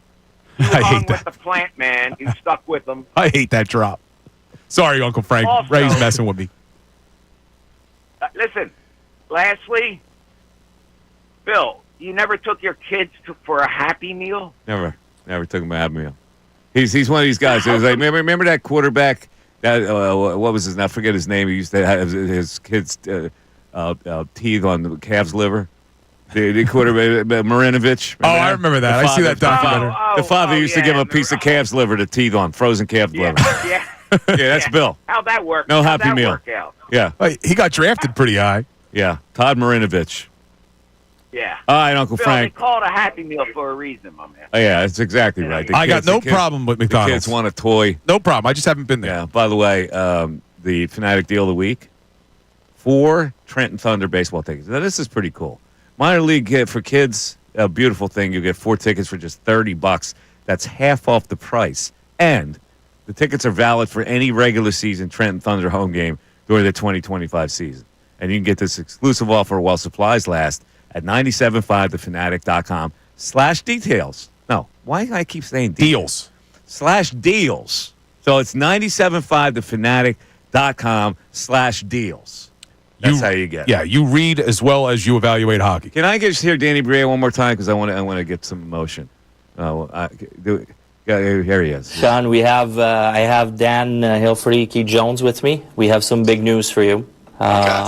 We have our new coach. It will be Rick Tocchet. We thought we'd let you know first before it spreads out through the news. Nice, that's awesome. That's big news. Yeah, that's huge. We're all excited. We think it's the right play. He's been great. He's done wonderful jobs with a few teams. Yeah, he's done a wonderful job. And you're going to love him as a guy and as a coach. So just want to let you know first. I think you can start letting your teammates know and make sure they're all ready to go for training camp. Yeah, sounds good. Looking forward to meeting him. I don't know him personally, but I've only heard good things about him. So looking forward to meeting him. Man, I'm ready to skate through a wall. They did handle it the right way. And listen, the whole that caller, I don't remember which one it was because I'm getting worked up now. But the one talking about how no one wanted Tocchet. Dude, he was the odds-on favorite to go to the what Seattle they do. Kraken, the Boston Bruins. He wasn't the odds-on favorite. He was. He was mentioned. All right. Vegas odds had him as number 1. And I just Googled it real quickly. So all the Boston Bruins reporters are like, where do the Bruins go now? Because they wanted Tocchet. So I'm not saying I would have hired him, but don't act like he was just a former Flyer. There are days when Mikey Miss gets wearier than others. And this is one day. I'm very concerned to leave the two of you alone tomorrow. I'm going to miss you tomorrow, Ray. I'm very concerned. By the way, I just want to make sure we have this clear because I know we haven't clearly played it throughout the show today, but we do have this now. Bill, just listen to Mike. There you go. We have your counterbalance because I know you were worried about the fact that we have. Terrible. Yeah. Bill, you were right all along. Now, we've got balance on the board again. The only thing that I'm waiting for. We're out in a few seconds. I may not be here. Be quiet. I think the Duns are going to invite me, though, to the graduation. No, you were not invited. Thanks. Not enough tickets. Thanks, everybody, for listening. It's the Mike Missanelli Show. We'll catch you tomorrow. Bye-bye. Fanatic